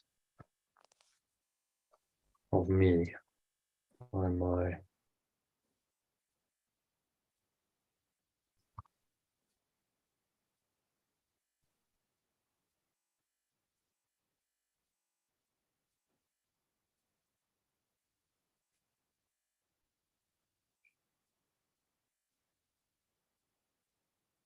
Does that make sense? Yeah, What's he it saying? does, yeah. All upside down, all insane, but he's pointing out this is what the ego does when you indulge in madness. Yeah. Okay, happy to carry on for we've got 2 paragraphs. You finish this? Yeah. Right. The body that is asked to be a god will be attacked because its nothingness has not been recognized. And so it seems to be a thing with power in itself, as something it can be perceived and thought to feel and act and hold me in its grasp as prisoner to itself. And it can fail to be what I demanded that it be. And I will hate it for its littleness, unmindful that the failure does not lie in that is not more than it should be, only in my failure to perceive that it is nothing. Yet its nothingness is my awakening from which I would be free, which I would flee.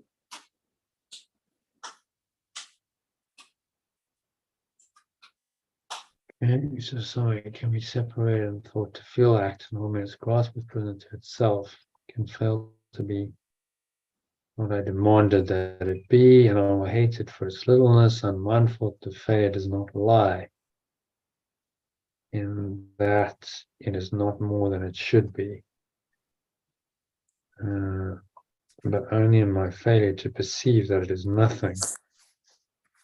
Nothingness is my awakening from which I would flee,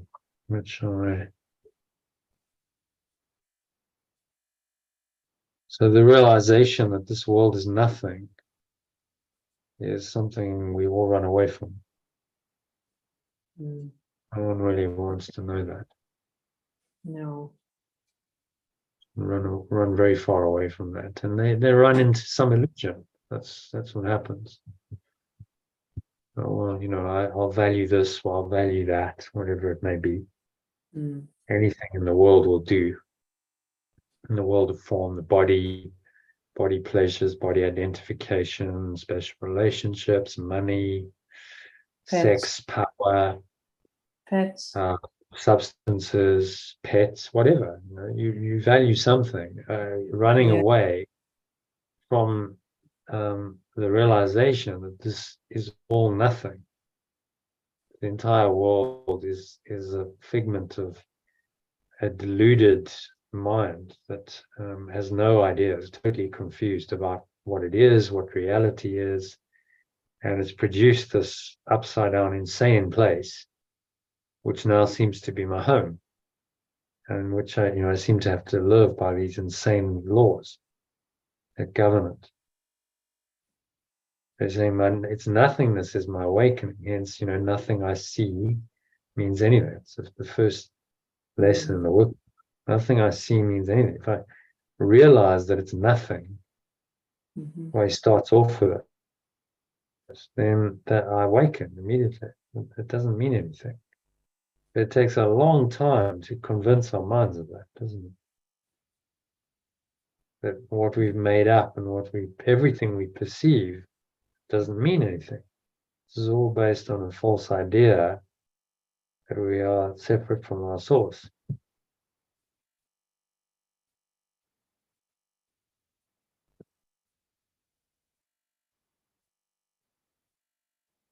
Nothing's in my awakening. Let's read that from the top. The body that is asked to be a God. The body that is asked to be God will be attacked because its nothingness has not been recognized, and so it seems to be a thing with power in itself. The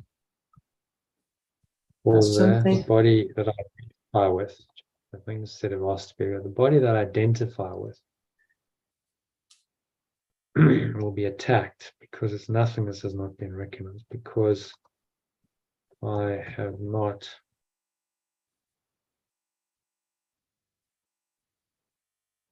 recognized its nothingness.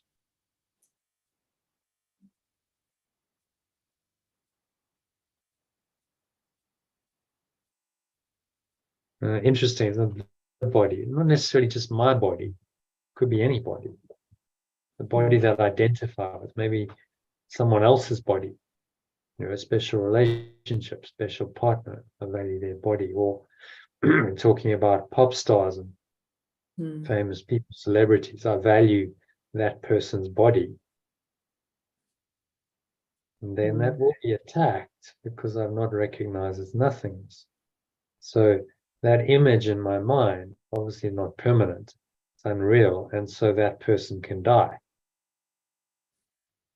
That person I can attack them, or they can be attacked by others, and all very impermanent. I'm not recognized its nothingness. And so why am I valuing the body of another in any way, shape, or form when it's nothing?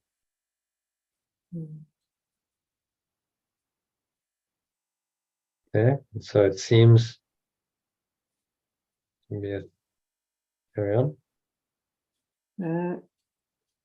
Sorry, am I reading from the top there? Just from number 2. And so it seems to be a thing with power in itself. And so it seems to be a thing with power in itself, and something it can be perceived and thought to feel, act, and hold me in its grasp as prisoner to itself. And it can fail to be what I demanded, that it be, and I will hate it for its littleness, unmindful that the failure does not lie in that it is not more than it should be, but only in my failure to perceive that it is nothing, yet its nothingness is my awakening, from which I want to flee.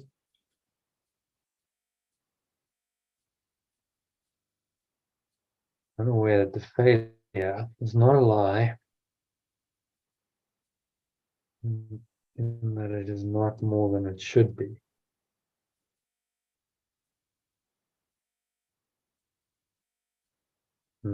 So it seems to be that, I think the body doesn't live up to its expectations. Not more than it should be. So I'm disappointed by it. Its failure is that it doesn't live up to my expectations. It should be more than it is. That's what I might think. But that's not the real source of failure. Failure is only in my failure to perceive that it is nothing.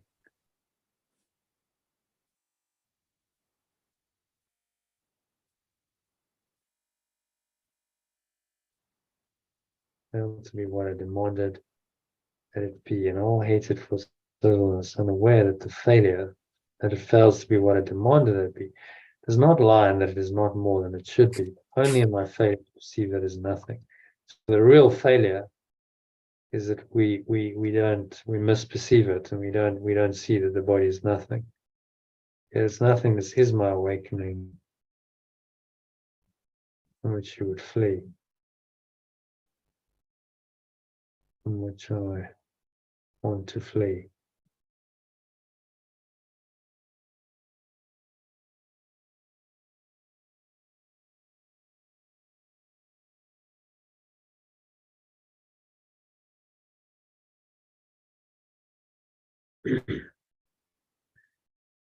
Okay, so any comments on that? No, that's fine. I've only got a couple of minutes because I've got some calls to make. Oh, So you're calling people at 10 o'clock at night? yeah, I've got to ring Dave back. Yes. Okay. All right. So number 10. Yeah, and I need to make. Yeah, I did promise I would ring back, so I do want to. Yeah, as something is the body asked to be pure formless awareness of perfect love's enemy, replacing it with littleness and limit and despair.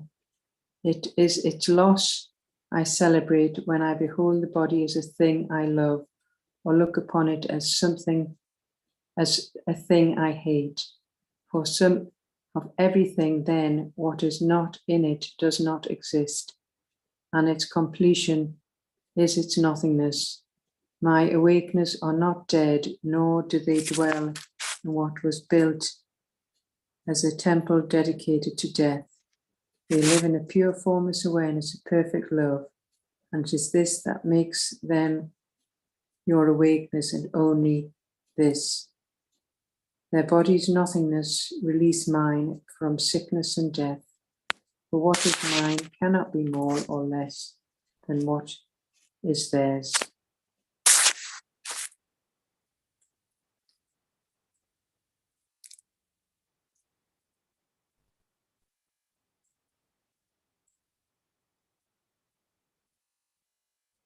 Extend my awakeners.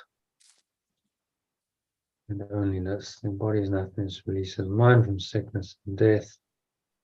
What is mine cannot be more or less than what is theirs.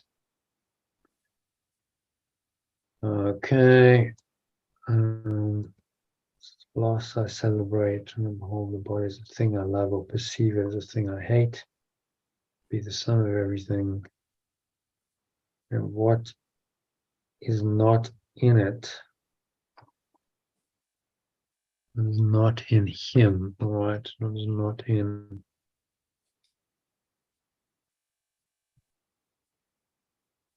pure formless awareness and perfect love.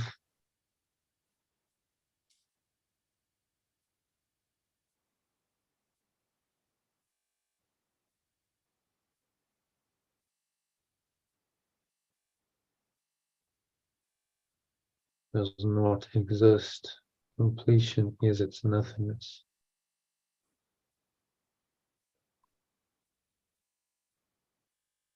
Awakeners are not dead, nor do they dwell on what was built as a temple dedicated to death. So the Saviour's is the original. Your Saviour is not dead.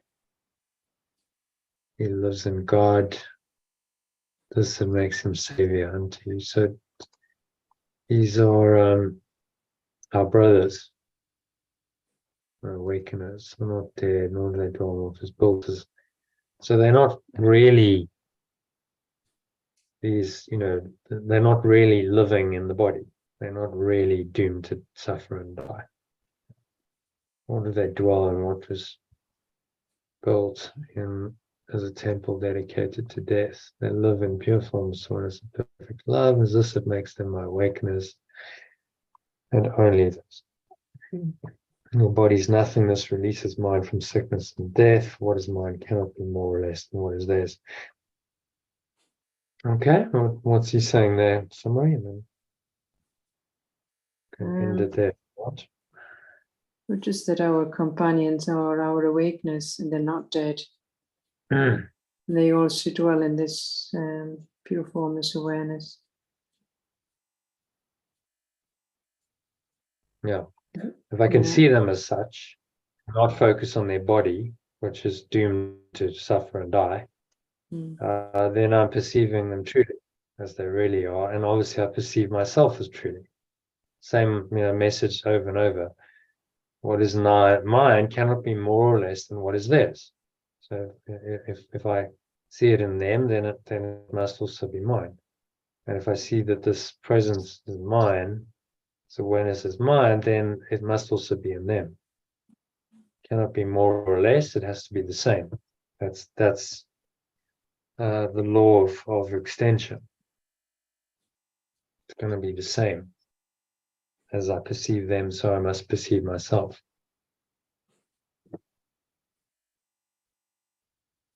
So we all live in pure form of oneness of perfect love. The body isn't our home. We don't live in a living death. The body's really nothing. Pure form of oneness of perfect love is everything. And we live in that. We truly live eternal. We have eternal life in that awareness.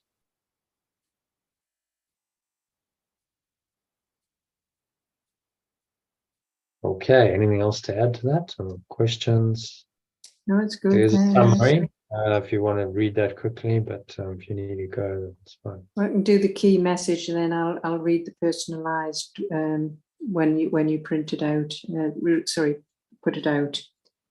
Yeah, sorry, it's just I've got quite a few. The dogs need to be out, and so I'm aware that I'm sort of, and I did promise I would make a quick call as well. So sorry about that, but needs must.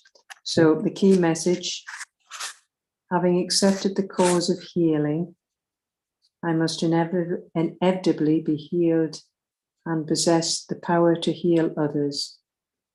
My recognition of the nothingness of the body and the reality of perfect love enables me to free myself from identifying with my body and to enter the state of pure formless awareness that is perfect love.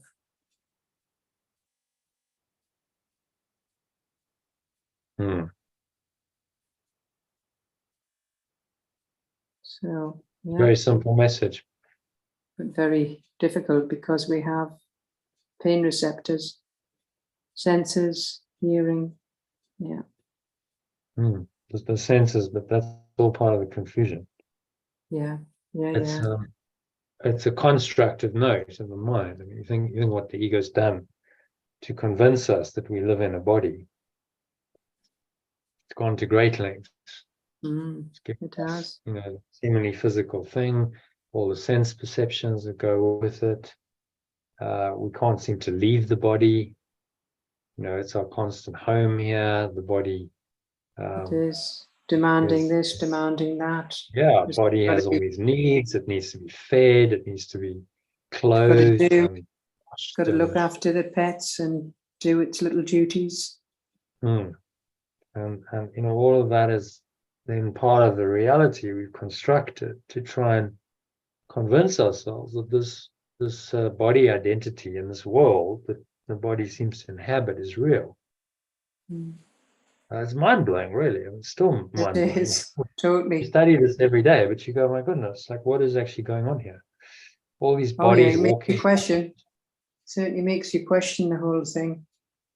It's almost like a bodies joke. walking around, and it all seems to be real, and yet these are just characters in a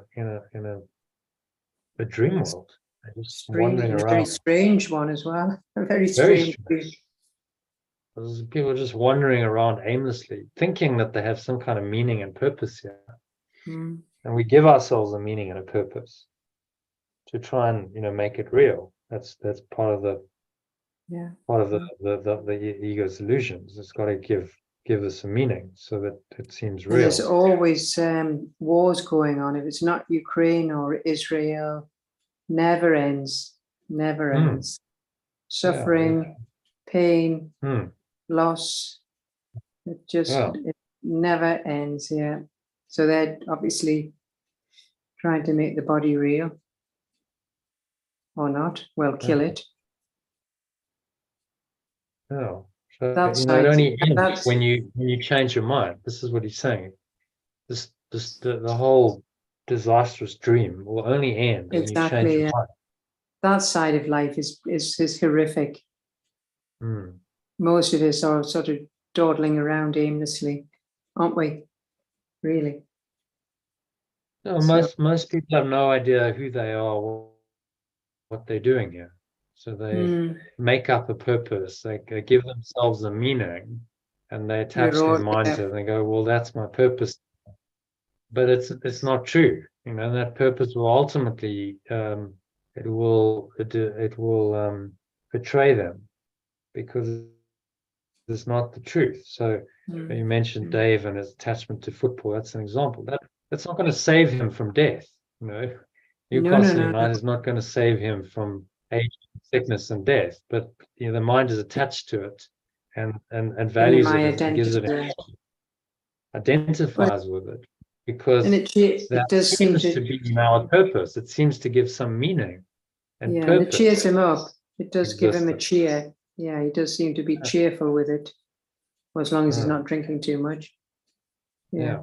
But it's very temporary because the game lasts 90 minutes, and if they lose, then he's not going to be. They're doing quite well at the moment.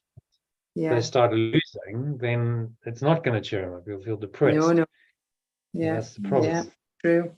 And it's not going to save him from aging and sickness and death. No, that's an inevitable process. So you got to look at that objectively and go, that's just delusional.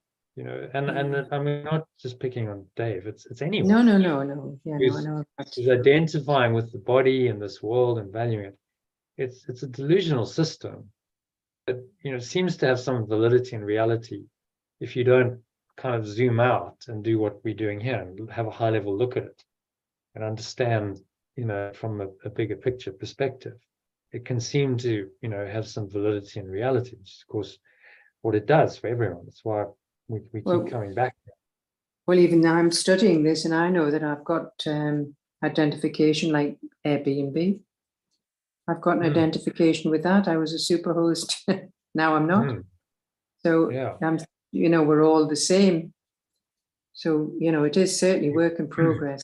Yeah. If you become aware of that identification, that's the key. Okay. Right. That is what's happening right now. Okay, I still feel it. At least I'm aware of something else. There's a higher awareness that's able to look at that and go, okay, but I understand that I wasn't really ever a superhost. That was yes, it's of course. Now the illusion has changed. So there's an awareness.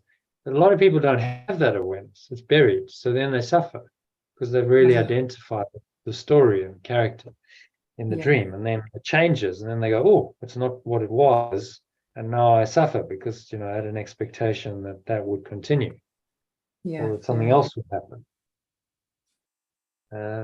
So the nothingness of it all is what we have to continuously remind ourselves of. This is really nothing seeming to be something. The body is nothing. It's just a vehicle created by the ego to make us seem to be real in our separation and seem to have this existence in this dream world, but it's actually all nothing. And we have to just remember that when the nothing seems to be something, and we tend to that's then devalue when awakening is. That's when you become accident prone to awakening. Yeah. And there may be even a mystical experience.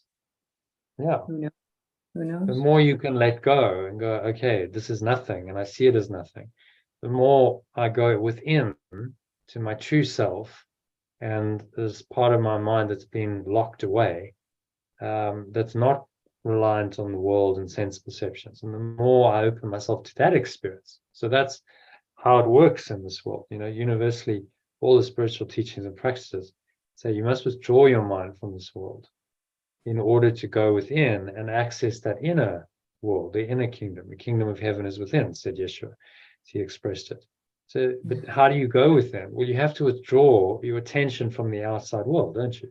Because if you keep going outside and valuing the external, then you're not aware of what's going on within, because your attention is now caught up in the world and your sense perceptions of it, and the meaning you give it and interpretations that you give it all, and that becomes your reality. And so that's why spiritual practice says, no, withdraw from the world, lay that all aside, close your eyes, go within, do a meditation, take some time out, and that activates this other awareness which you're not familiar with. Yeah. And the more you do that, the more you have so-called mystical experiences, which are not really mystical. They're just realizing who you really are. But in an upside down world, they seem to be extraordinary, and people call them mystical. Right. Actually, it's just starting to become aware of who you really are. Again, which is your normal state.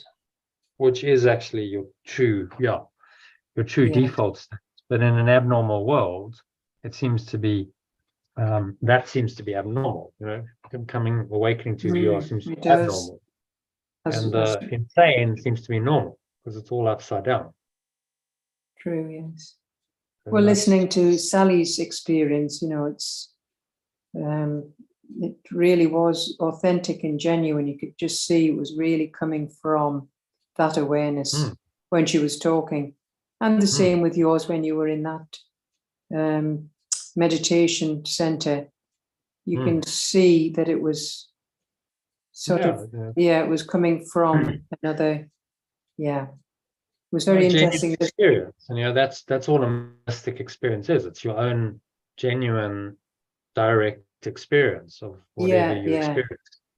And no one can deny that. The reason it's so powerful is no one can deny that and say you didn't experience that, because you experienced it. I could see, I could see or hear or whatever. My own awareness pick that straight out. You can always tell when something's real, genuine or authentic or whatever.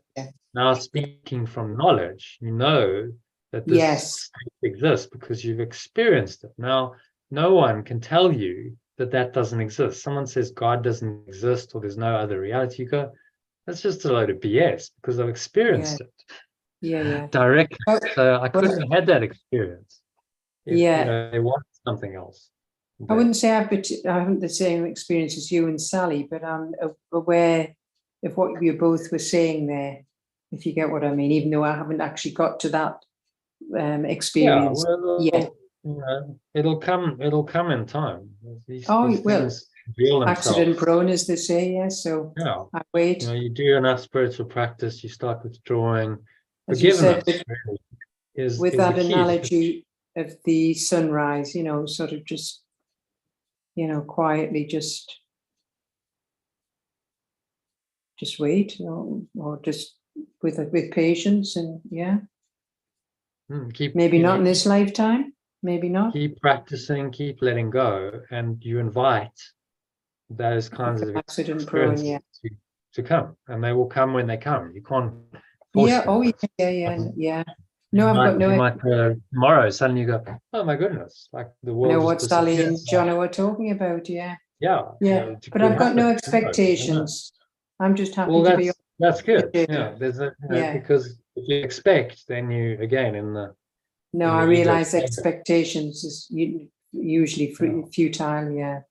So yeah, no, I'm just pleased to be on the journey. So So you focus on well, what you need to do, which is practice forgiveness or letting go continuously. That's yeah, yeah, that's all you have to focus on. If you can do that, then you invite whatever else needs to happen, and that's the Holy yeah, Spirit will bring whatever experiences you need into your experience yes, to help you awaken. So then you yeah. surrender. So I'm not in charge anymore. My only job is to let go, no matter what happens. That's all I've got to do.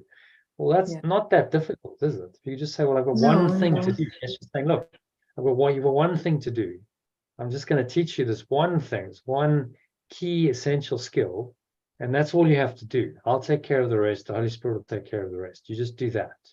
Yeah. And that's really what his course is. It's saying, look, I'm just going to teach you over and over and over again how to let go.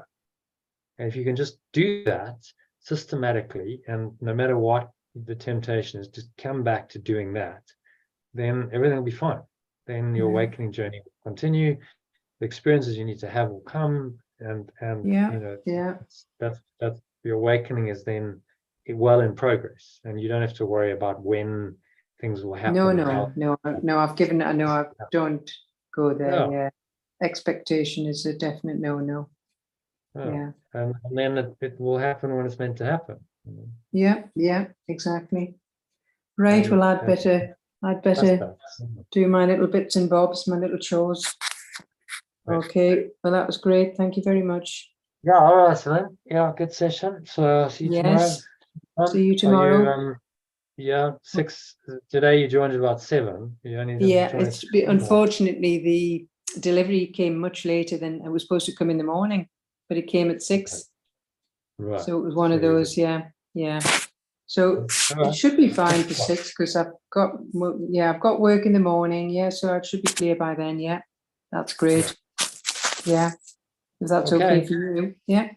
Yep. All right. See you then. Thank you. All right. Okay. Namaste. Good night. Namaste.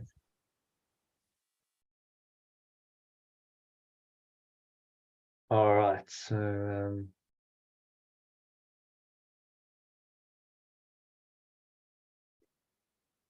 just the personalized executive summary of this. I'll go through quickly. Sections: reflection and freedom, healing, love, and self-perception. Anchored in the context of pure formless awareness of perfect love.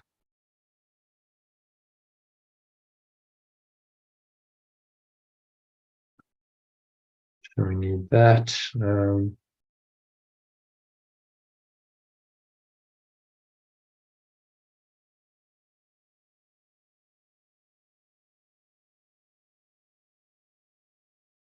Section asks why. You might perceive an ostensibly easy path as difficult, challenging. I need to consider whether I'm viewing it as a treacherous route rather than a simple journey towards a state of unencumbered and loving awareness.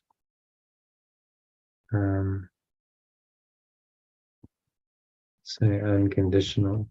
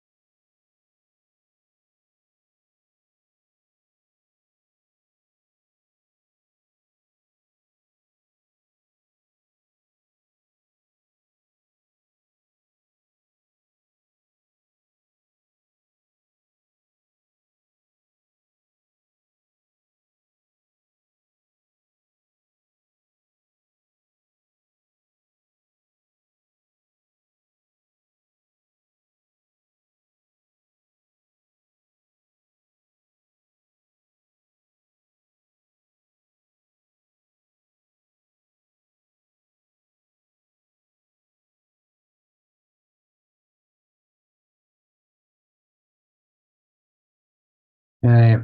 So this section asks, why am I perceiving an ostensibly easy path?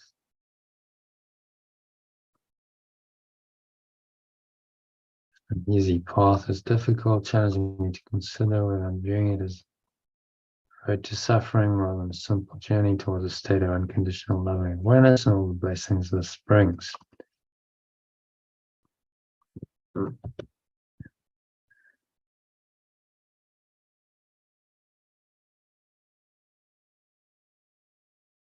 Question of healing becomes a focal point.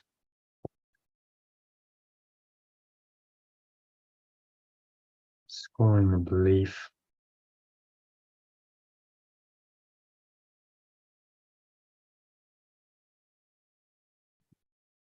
Having accepted the cause of healing, must ultimately heal and possess the power to heal others, even if these effects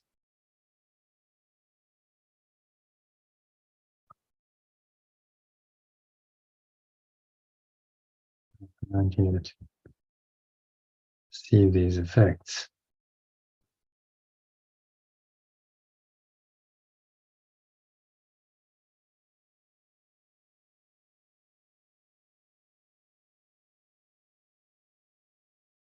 Seeking peace on a battleground is futile, celebrates a release from pain and suffering. So I realize my freedom from illusions of hatred and attack.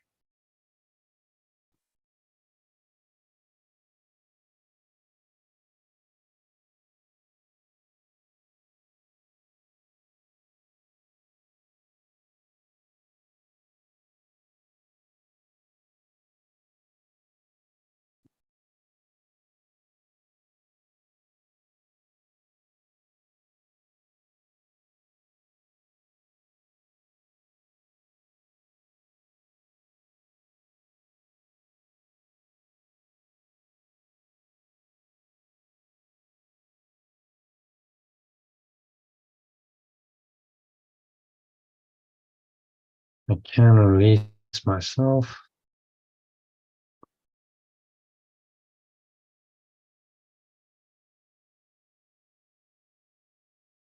And suffering as I realize my freedom from the illusions of hatred and attack.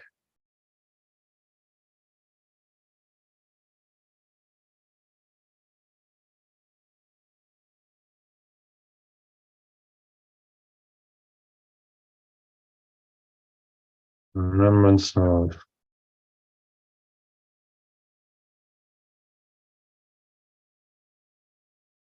perfect love is my guest.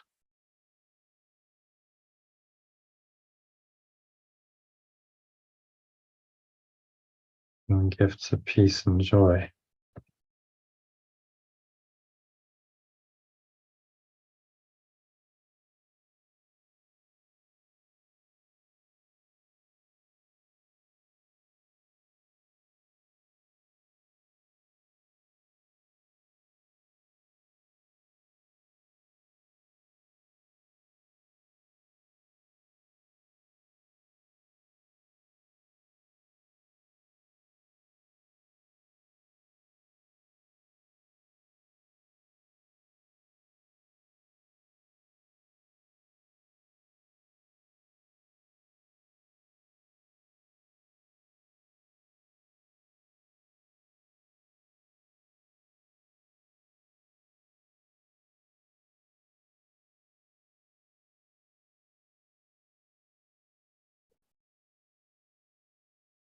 It is already there in my mind. Ways to be fully acknowledged and welcomed by me.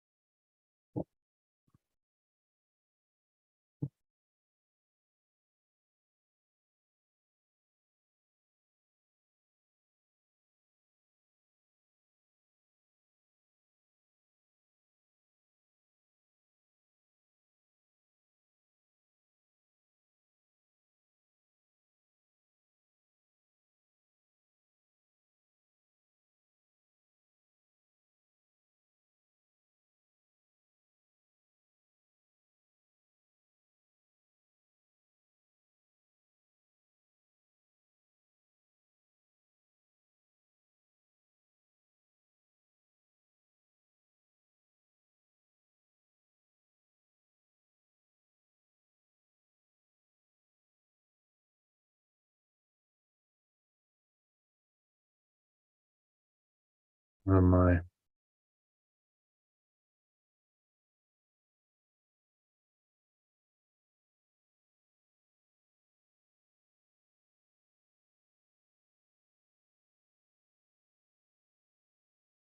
Invitation to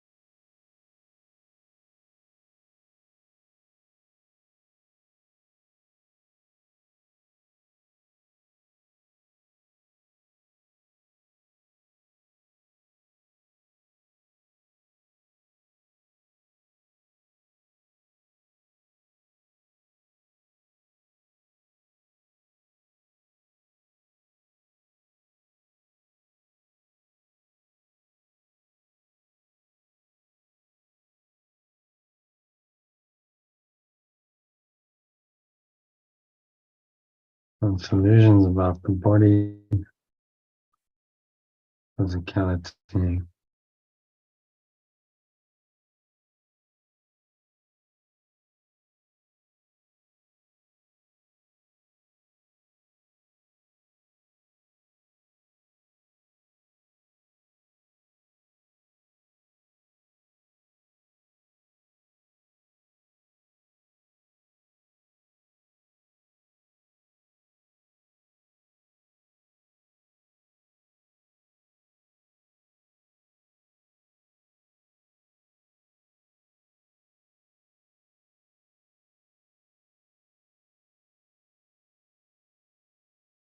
That is inherently nothing.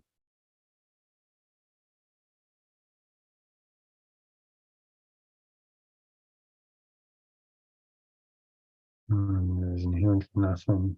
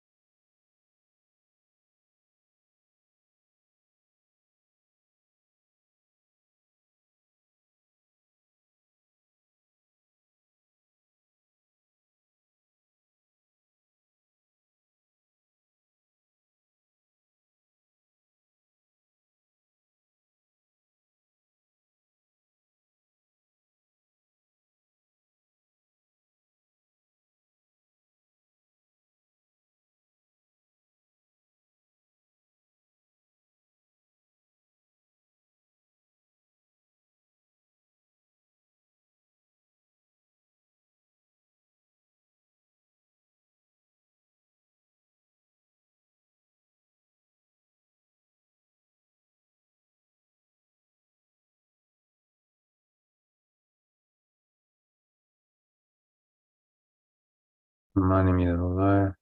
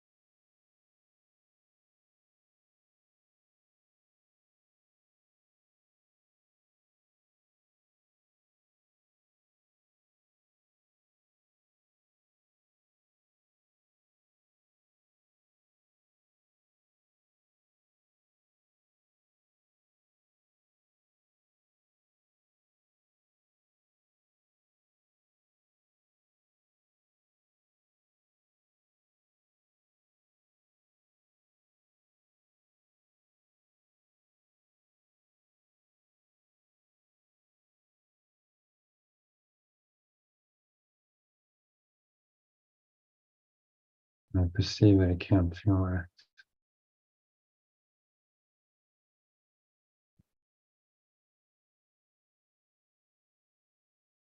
Or it can feel act. Seem to feel act and hold me prisoner.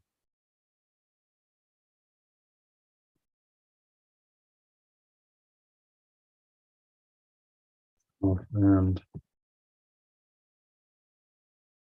hate it for its localness.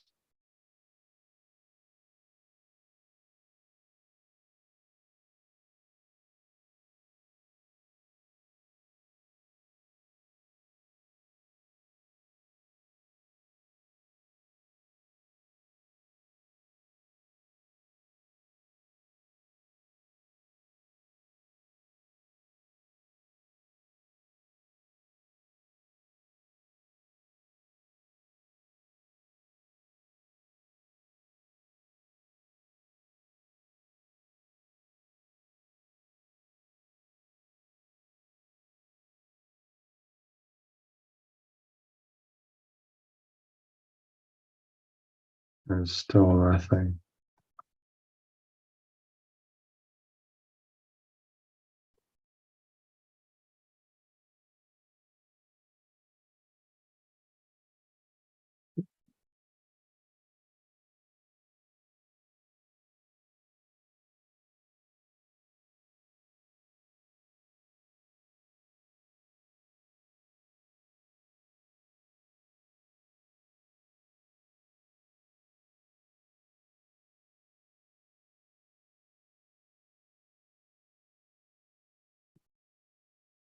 Nothing is the body.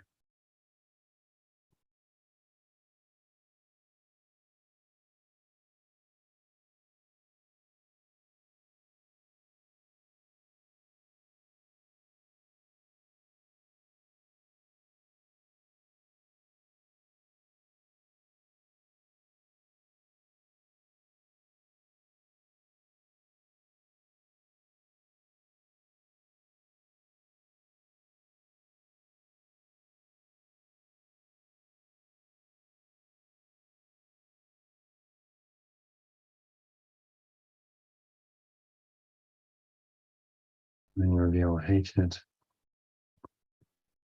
But only recognize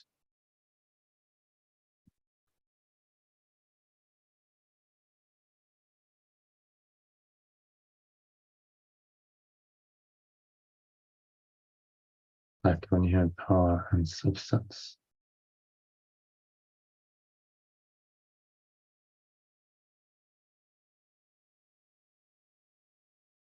And recognize that when you had power and substance.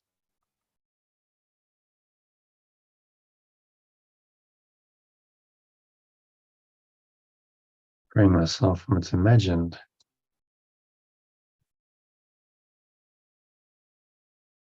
Imprisonment, enabling an awakening into a state of pure forms or as perfect love.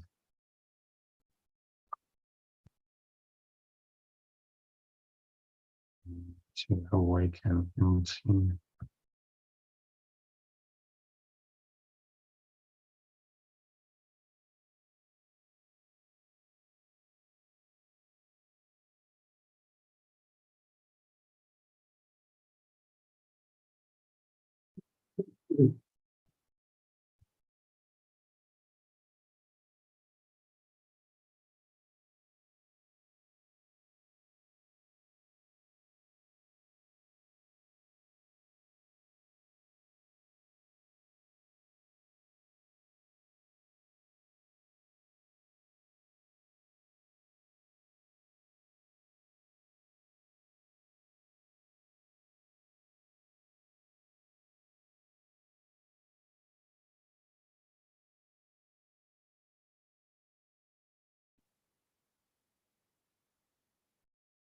and having accepted the cause of healing, the key message I must inevitably heal and possess the power to heal others. My recognition of nothingness in the body, the reality of perfect love, enables me to free myself from identifying. And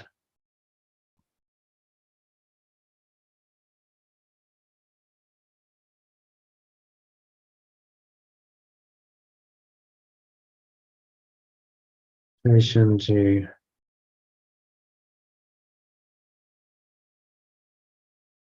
remembrance of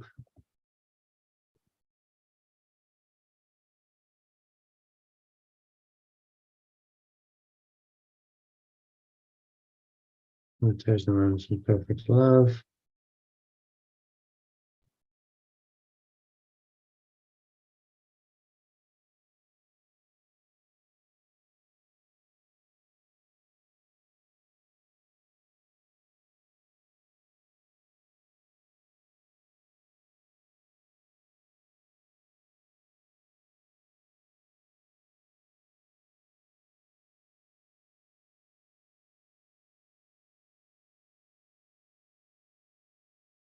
You recognize the nothingness of the body.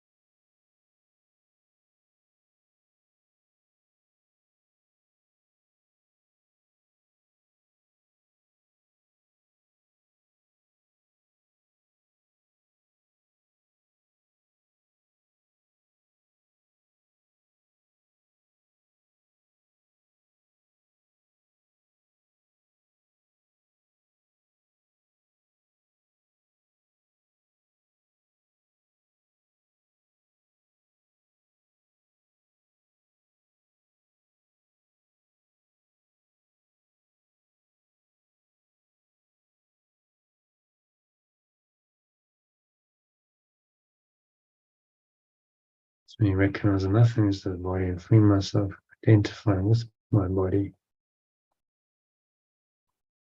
to enter the state of pure formless awareness.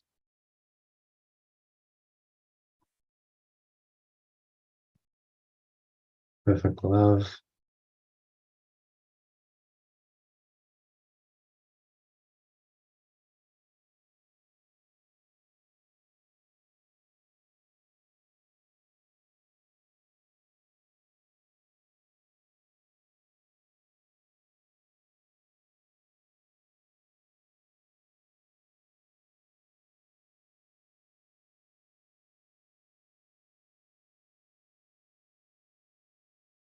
So key message is having accepted the cause of healing and listening to be healed, possess the power to heal others. Have the power to heal others. Invitation to the remembrance of perfect love helps me recognize the nothingness of the body and free myself from identifying with my body.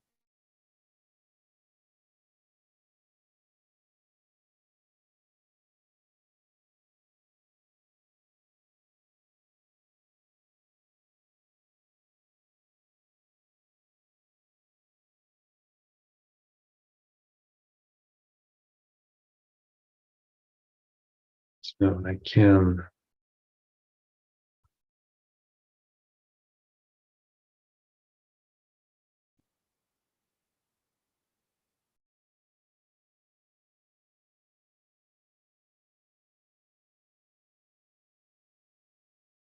live in a state of pure formless awareness of perfect love.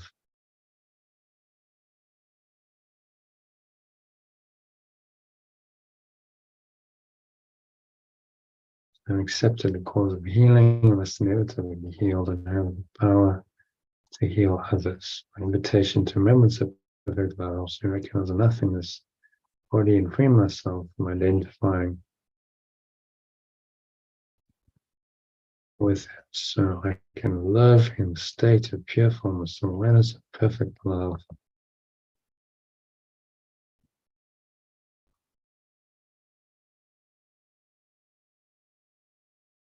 Eternally.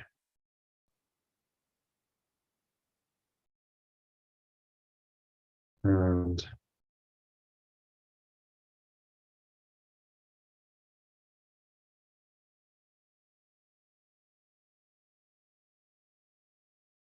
so it is. Oh man, which means so it is, or so be it. In the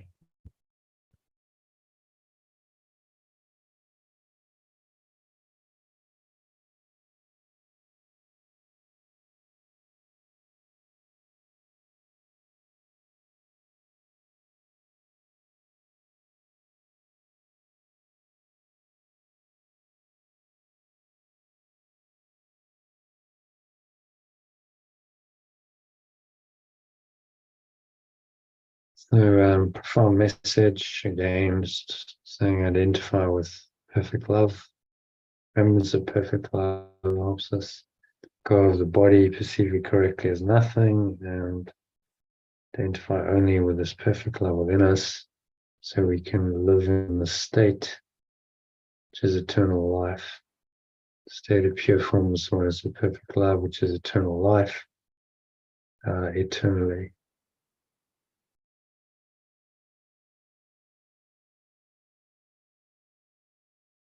So it is. So that I think brings us to the end of the session. Thank you to Elaine for joining. Good session again. Hope you enjoyed it.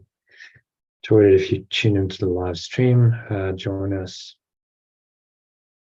in one of these live sessions soon. There's a link below if you're watching this video on YouTube.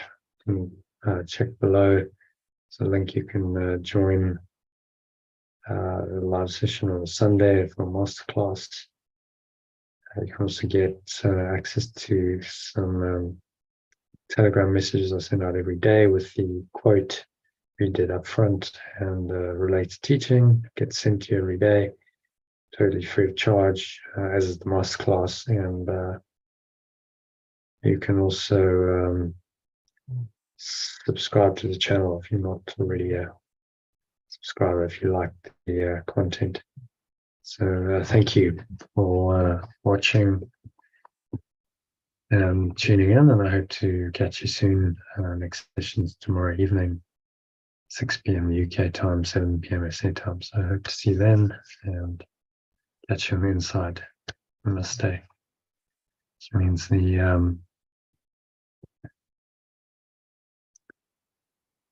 true self in me, the immortal self beyond the body, lies and honors that same immortal self in you. Peace.